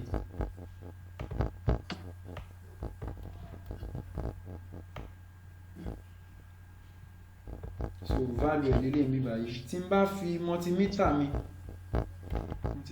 dà tí n bá gbé multimeter mi sí mo ní láti ṣe kíní kó kéré kó lè mú nǹkan tí mo fẹ́ tí n bá gbé multimeter sí resistance nígbà tí mo ń sọ̀rọ̀ voltage mo ń sọ̀rọ̀ value oríṣiríṣi voltage mo fẹ́ check ló máa determine ibi tí máa gbé multimeter mi sí kíláàsì yìí ti fẹ́ tán ok so máa range ṣé ká stop ẹ̀ ká continue yòókù lọ́la.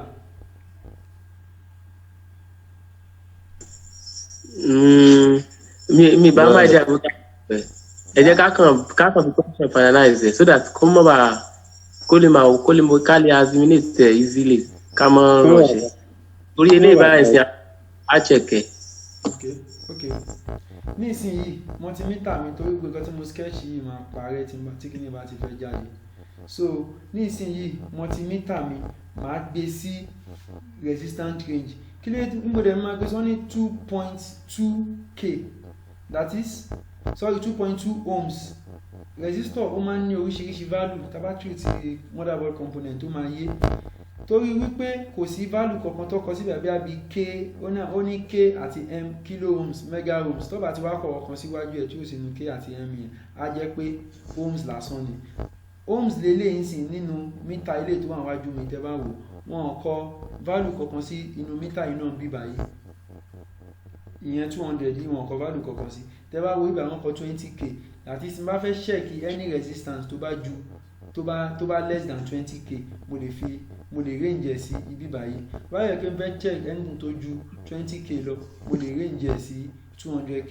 A máa ní àwọn resistor bíi 300k 620k 1 mega ohm wọ́n máa check 1 mega bẹ́yẹn máa fi sí 2 mega maximum náà tó fẹ́ lè wà lórí bọ́ọ̀dù ojú bóyá ó rí ẹ̀ka tó rí 2 mega ohm gan lórí bọ́ọ̀dù. So tí n bá fẹ́ check eléyìí sí màá range mítà mi yìí màá range ẹ̀ sí value yìí máa dẹ̀ place probe mi yìí mi máa place ẹ̀ yàtọ̀ máa place òun ní positive anywhere mo lè gbé sí òun ní polarity mo lè gbé kan sí bíbá yìí ní resistor yẹn máa dẹ̀ gbé kejì sí bíbá yìí. So tí máa check value mi báyìí máa bá 2.2k bíbá pé bóyá wá wà níbẹ̀ o kò sí níbẹ̀ tí máa fẹ́ check ẹ̀ mi máa bá nìyẹn tó bá yẹ pé eléyìí náà ń fẹ́ lò máa gbé kan báyìí máa lè gbé ìkejì sí other side báyìí so máa bá value yìí níbẹ̀ kò bá wà jẹ́ pé kò sí lórí bọ́ọ̀dù mi tí bá fẹ́ wà lórí bọ́ọ̀dù mi náà mo lè máa place meter mi rè tí màá fi wà lórí bọ́ọ̀dù mi ṣé àárín ẹ yé.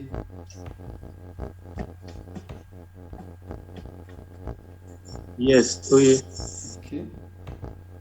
We must sign wa out nísìnyí mo kàn lè login padà láti round off.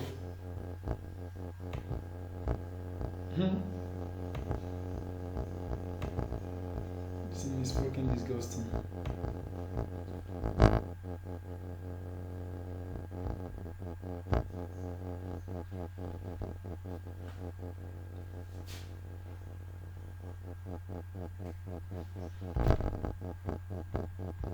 Mr. Alabi mummy ẹ náà pé ọ̀rọ̀ mítà yìí ń ká Mr. Alabi lára ẹ̀yin tètè wọlé lórí mítà level yìí. ABN endurance ò sí bẹ́ẹ̀ èdè máa ṣe screen mi gan lẹ̀.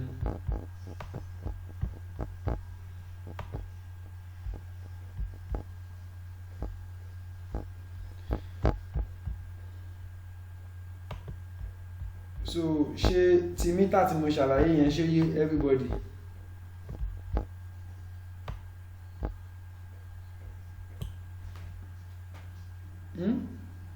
Kí èèyàn kan on mic ẹ̀ kó sọ̀rọ̀ ṣé ti mítà tí mo ṣàlàyé yẹn ṣé yé everybody.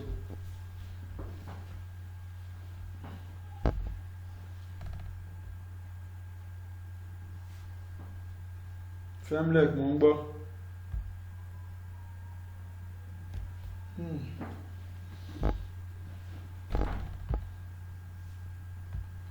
Kí èèyàn kan sọ̀rọ̀ má jẹ́ mi nìkan mo ń dá ṣe.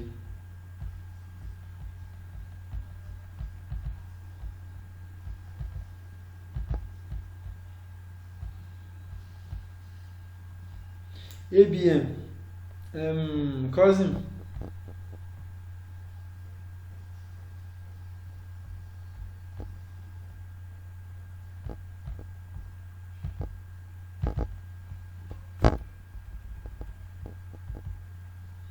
Náà everybody ti wọlé pé padà again.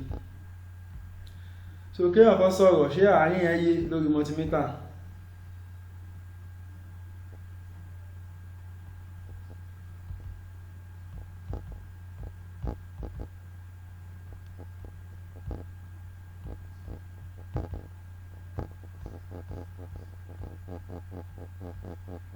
àbí mi ni mi ò gbọ́ yín fẹ́ràn kí mi ò gbọ́ yín mọ́ o èmi ò gbọ́ yín bí nǹkan mo dẹ̀ rí máìkì yín pẹ́ ń sọ̀rọ̀.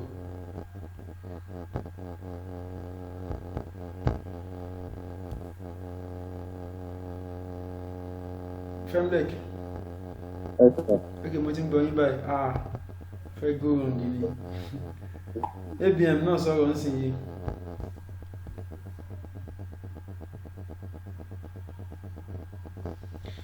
So ṣé gbogbo nǹkan tí mo ṣàlàyé ní àárín ẹ̀ ṣó yé?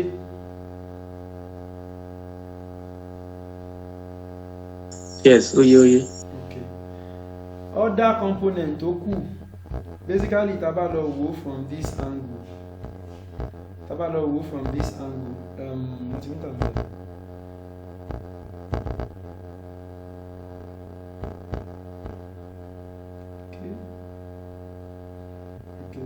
Parameter tí mo fi analyze ẹ̀ lẹ́ẹ̀kan ni o.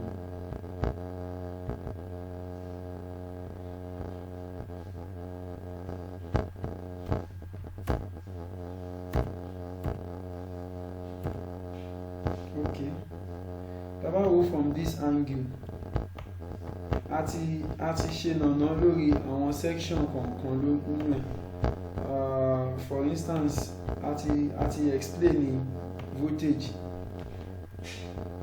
A ti explain ohms, a ti explain diode, ó kù méjì capacitor àti continuity.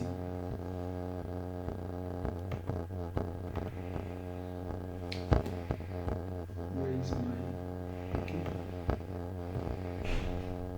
Ó kù capacitor àti continuity. Basically tá bá ń sọ̀rọ̀ capacitor níbi tí resistance yẹn mo lè fi 1 or 2 resistor wọ̀nyí mọ̀ oríṣiríṣi ní resistor irú CLR tá à ń sọ pé iná ti pàdé ń sìn yìí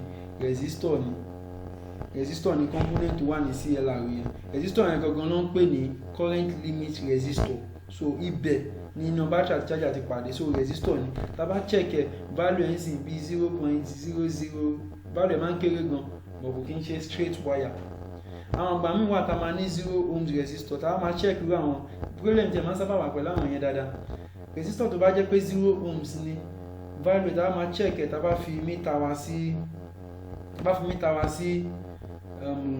resistance mode that is tá bá range mítà wá sí mítà tí lè check resistor òun lélẹ̀ tẹ́ bá wo symbol ohms mo sọ ni tá bá máa check 0 ohms nísìn a máa fi 200 torí anything ohms kò ń ṣe kilo kò ń ṣe mega tá bá fẹ́ ohun tí problem tí àwọn resistor máa ń sábà ní lórí board ni pé I mean 200 or 200 m. No, 200 m ó means in mega. Tá bá fẹ́ wo something in mega, tá bá fẹ́ wo something in kilo bí 1000, bí màá tá bá sọ̀rọ̀ 1100 naira.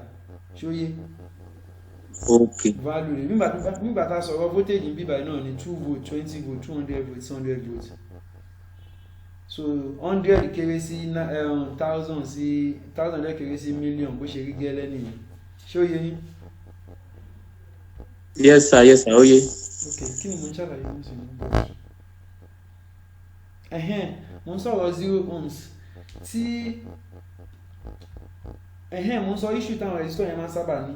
Mostly issue tí wọ́n máa ń sábà ní ni wípé ibi tí wọ́n bá fi for instance tó bá jẹ́ pé resistor tẹ́ ń wò bíbá yín sí yìí ìgbà tó design ẹ̀ for instance bí resistor yìí ìgbà tó design ẹ̀ tó bá jẹ́ pé nǹkan tí wọ́n assign sí ìbá yìí ni pé ó yá o value tá fi sí ìbá yìí 20k ni kí ni ṣe lè tó ń ṣe balabala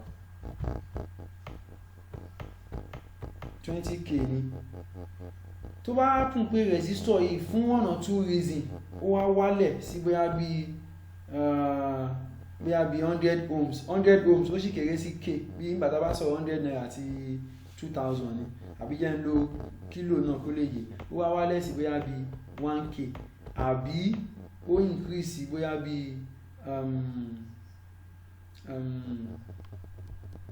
bóyá bí 100k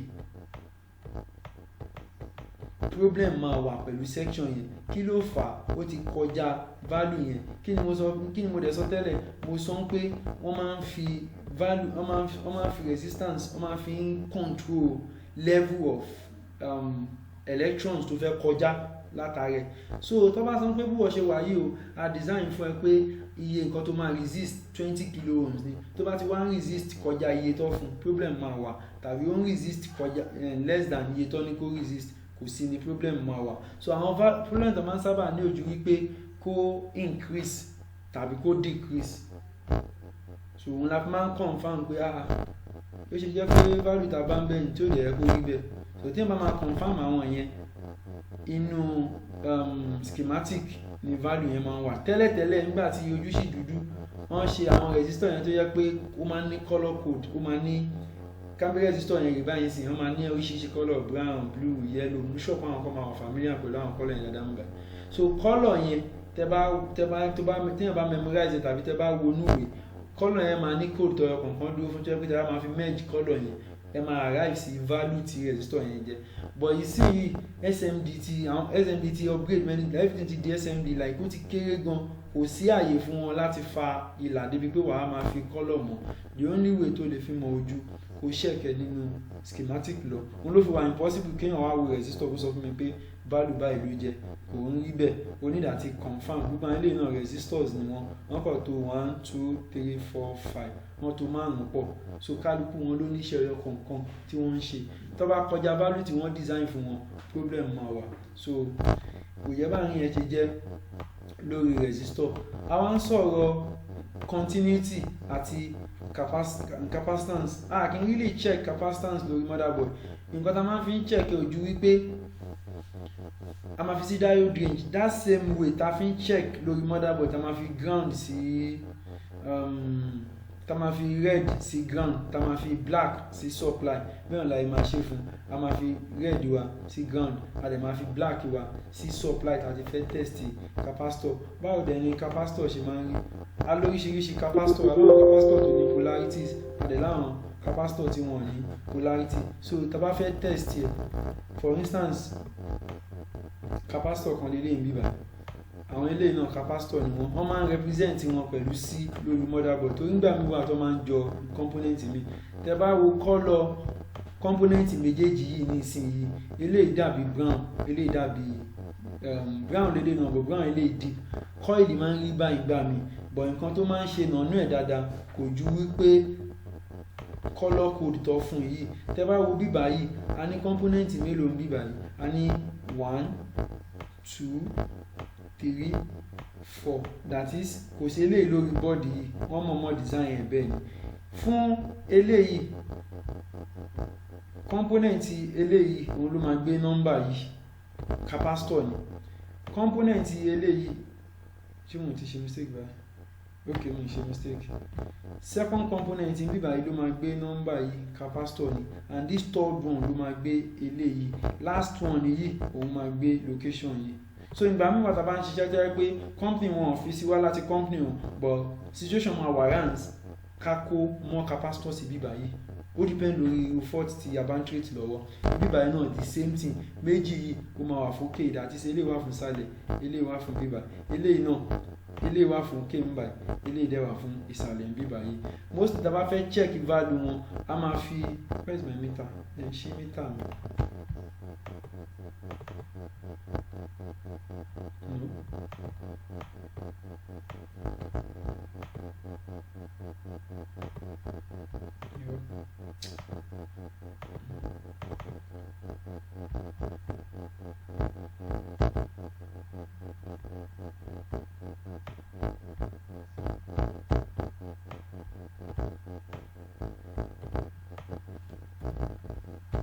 Normally practical ló jẹ́ kí class yìí jẹ́, but for the fact pé alẹ́ la fi class yìí sí, and again it has been theory right from the beginning, òun la ti fẹ́ filẹ̀ báyìí. Tí bá ti ń ṣe 1 or 2 video, màá play 1 or 2 video mi gan bíbá yìí, ó wà ń bẹ mo ti check àwọn values yìí lẹ́ẹ̀kọ̀ọ̀kan. So tá a bá fẹ́ check òun ní tiẹ̀, ẹsẹ̀ kan ó máa wà pẹ̀lú ground, ẹsẹ̀ kan ó máa wà pẹ̀lú supply ni, anywhere tó bá connect capacitor. In fact, máa yẹn sọ pé anywhere, bóyá bí 98% cases tí wọ́n bá connect capacitor, line nìkan ó máa jẹ́ ground, line nìkan máa jẹ́ supply. So therefore tá bá fẹ́ check capacitor a lè fi sí diode range bí mo ṣe ṣàlàyé tẹ́lẹ̀, a máa fi red probe wa a máa fi sí ground, a dẹ̀ máa fi black probe wa sí testing point. A gbọ́dọ̀ get value ní òkè yìí. Tó bá happen nísìnyí pé ibi báyìí negative mi ní ibà yìí, tó bá happen pé gbogbo line yìí tí mò ń wò yìí negative ni, tí n bá fi probe mi as usual tí mo fi red yìí tí mo fi sí ground, then lo red fún red, tí mo fi red mi sí ground, tí n bá máa fi okay.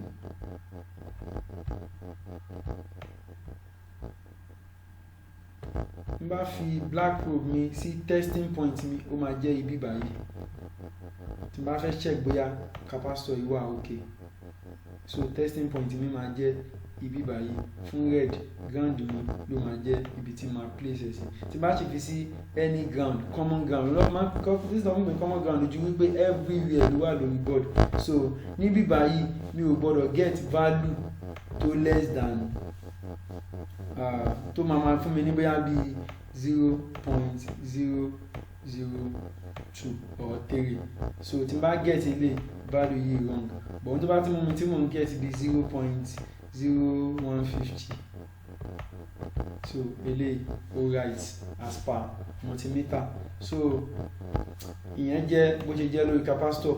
Another one again, ìyẹn ẹ má gbàgbé òkè jẹ́ tune ẹ̀, èèyàn máa range meter ẹ̀ sí diode range tí a fẹ́ ṣiṣẹ́ professionally ni, but tí a fẹ́ ṣiṣẹ́ yẹn ṣe èyí tó easy, tí n bá range meter mi sí ibi báyìí, the kókó is kò gbọdọ̀ beep.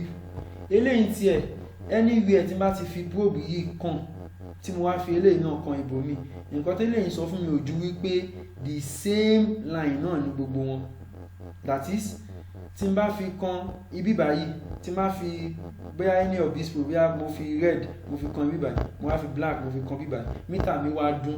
Nǹkan tó ń try àti sọ fún mi kò ju wípé méjèèjì yìí wọ́n ń kanra wọn, tí mo dẹ̀ mọ̀ pé kò yẹ kó kanra wọn, bó ṣe rí nìyẹn. So tí n bá ń trace náà continuity, tí n bá ń trace line pé iná yìí àbí wáyà yìí láti bí ìbàyìí ni wáyà yìí ti lọ sí ìbàyìí, tí mo wá fi probe mi síbi tó ti kọ́kọ́ bẹ̀rẹ̀, tí mo tún wá fi síbi tó tún lọ again, tí mo wá gbọ́ kó bí, á jẹ́ pé wáyà yẹn ti ṣe kíni, wáyà yẹn ti gé láàrin kan, òun ló fi ń pè ní continuity. Continuity yẹn means pé tá bá wo English word ẹ̀ kí nǹkan continue.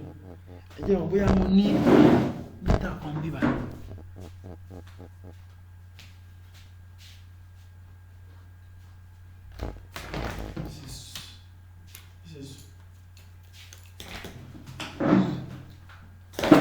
Meter kan lélẹ̀. So níbí báyìí tí n bá range ẹ̀ sí continuity range mi, okay jẹ́ fi sí camera mi, continuity range mi lélẹ́yìí, show clear, yẹn kò clear báyìí. So tí n bá fi probe yìí kan ara wọn, meter tí mo dẹ̀ fi sí, okay battery meter yìí ti low, battery meter yìí ti low. Ìyàwó tí n bá ní meter yìí mí, this is lè dá báyìí. Okay, engineer ni Peter gbọ́dọ̀ pọ̀ ń dé wa, and again ó stẹ̀ gan lélẹ́yìí. So meter bí omi ní òun lélẹ́yìí mi báyìí, ó yàtọ̀ díẹ̀ ń bí báyìí. Tẹ́ bá wo value yìí, ẹ máa notice symbol yìí, ẹ máa notice symbol yìí pé diode range àti what's it called, continuity, wọ́n gbé wọn papọ̀ torí iṣẹ́ wọn ó fẹ́ jọra wọn. Ìyàtọ̀ tó kọ́ wà nínú méjèèjì ojú wípé ní diode range àní continuity range meter yẹn máa dún, ìyàtọ̀ tó wà ń bẹ ojú yẹn lọ. Tá bá yọwọ́ yẹn kúrò, iṣẹ́ wọn fẹ́ súnmọ́ra wọn tán. Ṣé ọbẹ̀ kámẹ́rà yìí máa open? Fẹ́nu lọ́jọ́. Same thing, kámẹ́rà yìí kọ́ máa ń jẹjọ ara ẹ̀ láì ṣe mi. So tó bá wà ní range tí mo fi hàn yìí, tí n bá fi meter mi kan ara wọn, ó máa dún, òun ló ń dún tẹ̀ ń gbọ́ yẹn. Tí n bá mú board,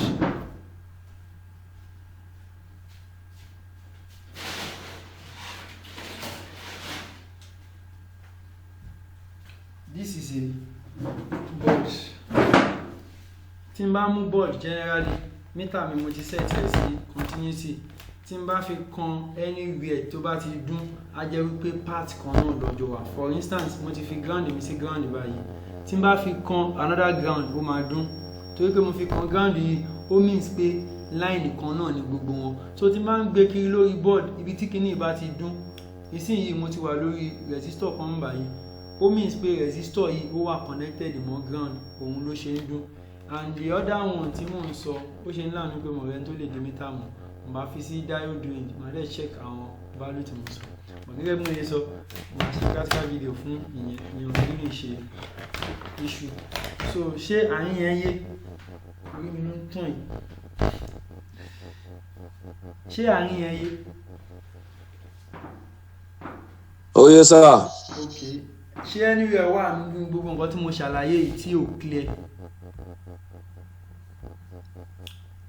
Everything ló yé, à ń fọkàn bá lọ. Lẹ́yìn tó bá dọ̀là báyìí ká lọ gbé mítà ká fi practicalize ẹ̀. Kẹ́ máa ti bọ́bọ́ ìdójú lọ lókù rẹ̀.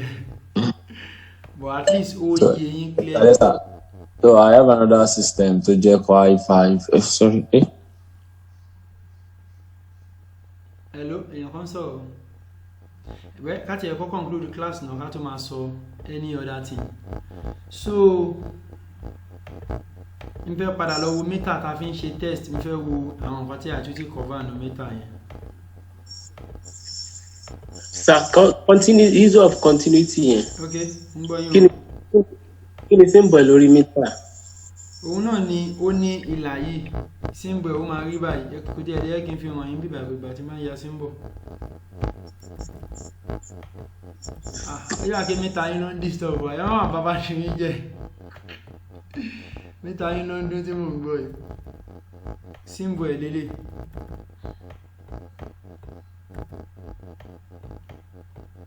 Ṣé ti mo fẹ́ zoom ẹ̀ to the maximum level? Symbol ẹ̀ lélẹ̀ yìí. Reason tó fi gbé wọn àti diode pọ̀, iṣẹ́ wọn fẹ́ súnmọ́ra wọn ló ṣe gbé wọn pọ̀. Like ó fẹ́ jọra wọn tán. Ìyàtọ̀ tó kọ́ wà nínú continuity ni wípé òun máa dún jáde kẹ́ máa gbọ́. Diode ní dún jáde, ó kàn máa fún yín value lásán ni. Ṣó yé? Iye so continuity gan ló wà gan ní time lẹ́ẹ̀kan yẹn. Kò really matter. Iṣẹ́ wọn náà súnmọ́ra wọn. Kò really matter. But diode yẹn tẹ́ bá kọ́ bẹ̀rẹ̀ ní ṣe repair àti tẹ́ bá kọ́ bẹ̀rẹ̀ lo board, ẹ máa lo continuity yẹn pé torí máa ń dún. But tẹ́ bá ti wọṣẹ́ better, ẹ máa lo diode range, torí diode range yẹn òun wà mọ́ accurate ju dídún lọ. Firstly, ó máa kọ́ wá after pé tó bá ti dún, àti ó bá ti dún kò sí problem, tó bá ti dún problem wà. Later ẹ máa wá after pé value mo ní bóyá ó dún kò dùn, èmi ò care. Value tèmi bá rí lórí mítà ó jẹ́ kí n mọ̀ bóyá bá jẹ́ pé lè mọ̀ ló máa dún. Ṣó yé? Okay. Yes, with time ẹ máa digest ẹ díẹ̀. One more question. Okay. Concerning the issue of coil tari lẹ́ẹ̀kan. Nípa máa gbé sí diode nígbà tí ò bá wà plugged. What of tó bá wà níbo ló máa wà? Bó la máa rí ìgbẹ́. Mo sọ fún yín nígbà tí mo ń ṣàlàyé lẹ́ẹ̀kan, mo ní tá bá fẹ́ check anything tó jọ mọ́ voltage a máa kíná bọ board. Tó bá jẹ́ pé any other thing la fẹ́ check tí ò ń ṣe voltage àbí current, a need àti kíná bọ board. Okay, but secondly sir. Okay. Yes, oye. Assume pé a ti kíná bọ board. Okay. What are the don'ts? That is dangers. Tó yẹ pé yín gbọ́dọ̀ try láti tamper so pẹ̀lú kíní. Is there any don't on it? Don't go. N bá kọ́ yín ní current, but kí n má kọ́ waste time yẹn, kí n sábà check current. Tá bá ti ń ṣe charging nìkan ló jẹ́ game of current. But ìyẹn náà kì í lè check ẹ̀ ó ní bá ṣe afọ máa ń bypass ẹ̀ ní like tá bá ti ń bá voltage náà current máa wá obviously. Òun ló fẹ́ lè jù. The other one tó fẹ́ jújọ kó le kò ju wípé téèyàn bá ti ń check lórí board kò fẹ́ẹ̀ sí nǹkan tó le ju wípé ẹ má ṣe mistake fi probe kan bóyá bí nísìn mo fẹ́ check ibi báyìí mo wá di probe mi mú in such a way tó jẹ́ pé ó wá kan ibi tí mi ò fẹ́ kó kàn pọ̀ mọ́ ibi tí mo fẹ́ kó kàn, that is mo bridge là ń pè, mo fi irin kan méjèèjì papọ̀. Òun ló fi jẹ́ pé tí nọ́ọ̀tì bá jábọ́ sórí system ó léwu gan, torí ó máa so páàtì méjì tí ò yẹ kó so pọ̀ tó dẹ̀ lè burn anything. The only point is ẹ má jẹ́ kí testing point yín ibi tẹ́ fẹ́ check, ẹ má link testing point yín pẹ̀lú probe yín mọ́ wrong part tí ẹ need àti check. Àárín yẹn yé mostly ó máa sábà ṣẹlẹ̀ ní especially fún àwọn cheap level guys tí experience ò báyìí ti pọ̀, ó máa sábà ṣẹlẹ̀ ní tá bá fẹ́ check mi làwọn ibi tó tínrín, mo la fi ń pè ní cheap level engineer. Ó máa check gbogbo pin yìí pátápátá, la máa mọ̀ pé kí ni working condition pin 1, pin 2, pin 3, pin 4. So in the process ẹnu mítà gan ó máa ń sábà tóbi ju ibi báyìí lọ. Lọ́dọ̀ tiwa èèyàn lè ra àwọn better one tó jẹ́ ready made, but ibi báyìí nsìn tẹ́ bá wọlé pin ni mo gé lè rẹ́ ní ẹgan clearly, pin ni mo gé sí, but original one tó wà gangan tó tẹ̀lé bọ́ọ̀dù wa sample kan lélẹ́yìí. I don't know if this camera will view this thing very well. Ẹ wá wọlé ń bí báyìí ẹ̀yin pẹ́ ni ẹ tóbi ju ra wọn lọ. So normal pin tó fi ń ránṣọ òun ni mo led mọ́ ẹnu ilé ibi tí mo dẹ̀ ti led ẹ̀ lẹ́ ń wò yìí. So pin tí ẹ gangan lélẹ́yìí. So bó ṣe jẹ́ nìyẹn, torí tá bá fẹ́ check kò gbọ́dọ̀ kan ibòmí. Tí n bá fẹ́ lè check, mo lè fẹ́ lè check mítà dáadáa precisely, mo lè fi check ibi tó kéré dáadáa, kódà mo máa fi check ibi tí pin ẹ̀ kéré ju probe mi lọ. But èèyàn máa wà very very careful tí èèyàn bá fẹ́ ṣe, kò jù bẹ́ẹ̀ lọ. Mo ló fi jẹ́ kí n gbà mí gan tá bá ń check voltage, kì í sábà check ní ojú pin yìí gangan tí iṣẹ́ bá gbé wa dé bíbà. Yẹn lo color mo lè lò tó máa clear mi báyìí náà. Yellow black. Tí iṣẹ́ bá gbé wa dé bíbà kì í check lójú àwọn pin yìí. Instead a máa kọ́kọ́ wò tí alternative bá wà. Irú ìbá yín sin tẹ́ bá wò alternative tó wà ojú ìbá yìí lọ, so mo lè check ní bíbá yìí. Èyí tí màá fi wá sọ pé mo lọ ń check ní IC tí màá fi wá lọ ṣe mistake bridge. Check gbogbo wọn ní testing part tí mo ti lè confirm. Èyí tí ó bá ní nìkan ni màá lọ sórí pin yẹn láti lọ check. Which other one? Eléyìí gan ní pad bíbá yàtọ̀ tí mo ti lè check, tàbí kí n check lára component yìí. Eléyìí ò ní tiẹ̀. Eléyìí tiẹ̀ lélẹ̀ tẹ́ bá wo wáyà yìí ló wọnú IC báyìí. So bó ṣe jẹ́ nìyẹn, gbogbo ẹ máa ń ní bó ṣe máa ń tó wọn. Ọ̀gá bí understand yẹn mi ní question mi. Ṣé ẹ ti get ibẹ̀ yẹn àbí? A ti get ẹ̀ pa, mi ti understand. So question tèmi tí mo tún ní ni pé tá bá ṣe observe pé shortage wà, pé voltage short lórí board, kí ni remedial action tá máa ṣe, kí la máa ṣe sí? The next thing is ká wá short. Báwo ni short ṣe ń ṣiṣẹ́? Ní first question gan mi báyìí. Báwo ni issue short ṣe ń wáyé? Báwo ni short ṣe máa ń, kí ni reaction board ṣe short? Tí mo bá sọ wípé board mi short,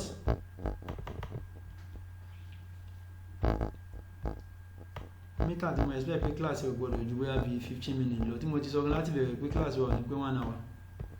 Mi mọ̀ pé máa take it deeply báyìí.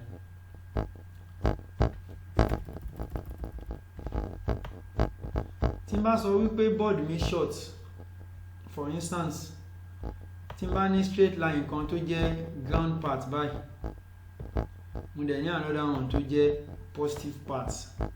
Ká wá gbà pé supply yìí, okay, then ma continue báyìí bó ṣe ń lọ. Ká wá gbà pé supply yìí line ní 19 volt lélẹ̀, àbí kí n mú voltage mi, ẹ jẹ́ mú voltage mi, ká máa sọ̀rọ̀ 19 voltage pọ̀ lórí board jù yẹn lọ. Ilé jẹ́ positive 5 volt mi, ilé dẹ̀ máa jẹ́ negative part mi, GND. So oríṣiríṣi component ló máa connect line yìí tó yẹ kí gbogbo wọn náà ara 5 volt yìí ni. Firstly ẹ yẹ kí n ya 1 or 2 components, then wo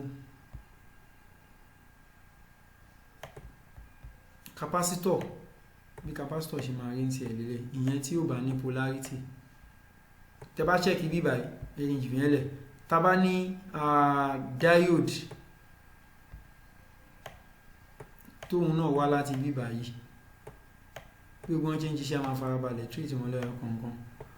which other tá bá ní resistor fẹ́ lo àwọn component àti dárúkọ bóyá tí wá ní capacitor mi tó ní polarity tá bá ti ń sọ̀rọ̀ capacitor tó ní polarity òun tiẹ̀ symbol ẹ̀ máa ń yàtọ̀ díẹ̀ but the same thing ó máa ní straight line gẹ́gẹ́ bí alákọ̀ọ́kọ́ but second line tiẹ̀ ó máa curve kò ní jẹ́ straight line so òun lélẹ́yìí bí ọ̀dà tí mo tún lè fi síbi mo nílẹ̀ ní ọ̀dà tí mo gbogbo bíbá yìí tẹ́ ń wò gbogbo bí a ti bẹ̀rẹ̀ yìí tẹ́ bá ń fi mítà yín sí 10 check 5 volt ní a máa bá ń bẹ̀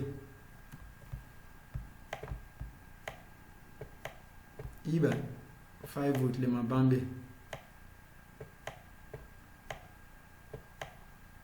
iṣẹ́ táwọn tó bá connect àwọn component yìí báyìí tó bá ti ń ṣe component a máa sọ iṣẹ́ tí wọ́n ń ṣe tó fi connect ẹ̀ báyìí tí ọyọ kan nínú àwọn eléyìí bá fi lè ṣe mistake ní problem pé bóyá ọyọ kan ni wọ́n short tí ọyọ kan ni wọ́n bá short bóyá bí ọyọ kan yìí part supply yìí ok then ṣe ní ground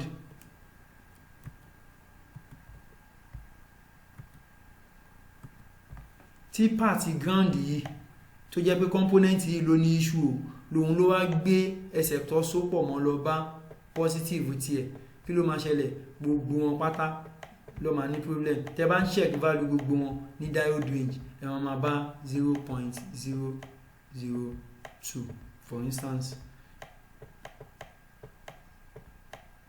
yìí báyìí náà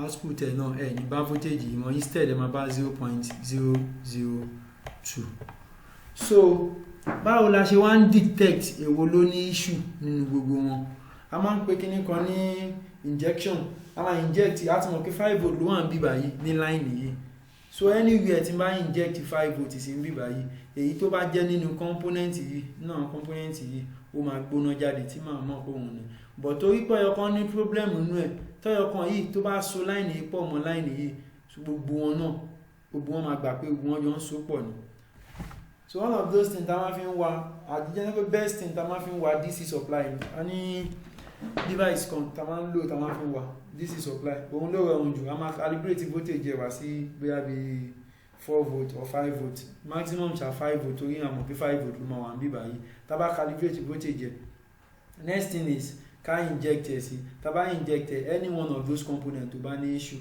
ó máa fojú hàn so bó ṣe jẹ́ nìyẹn. Any other question?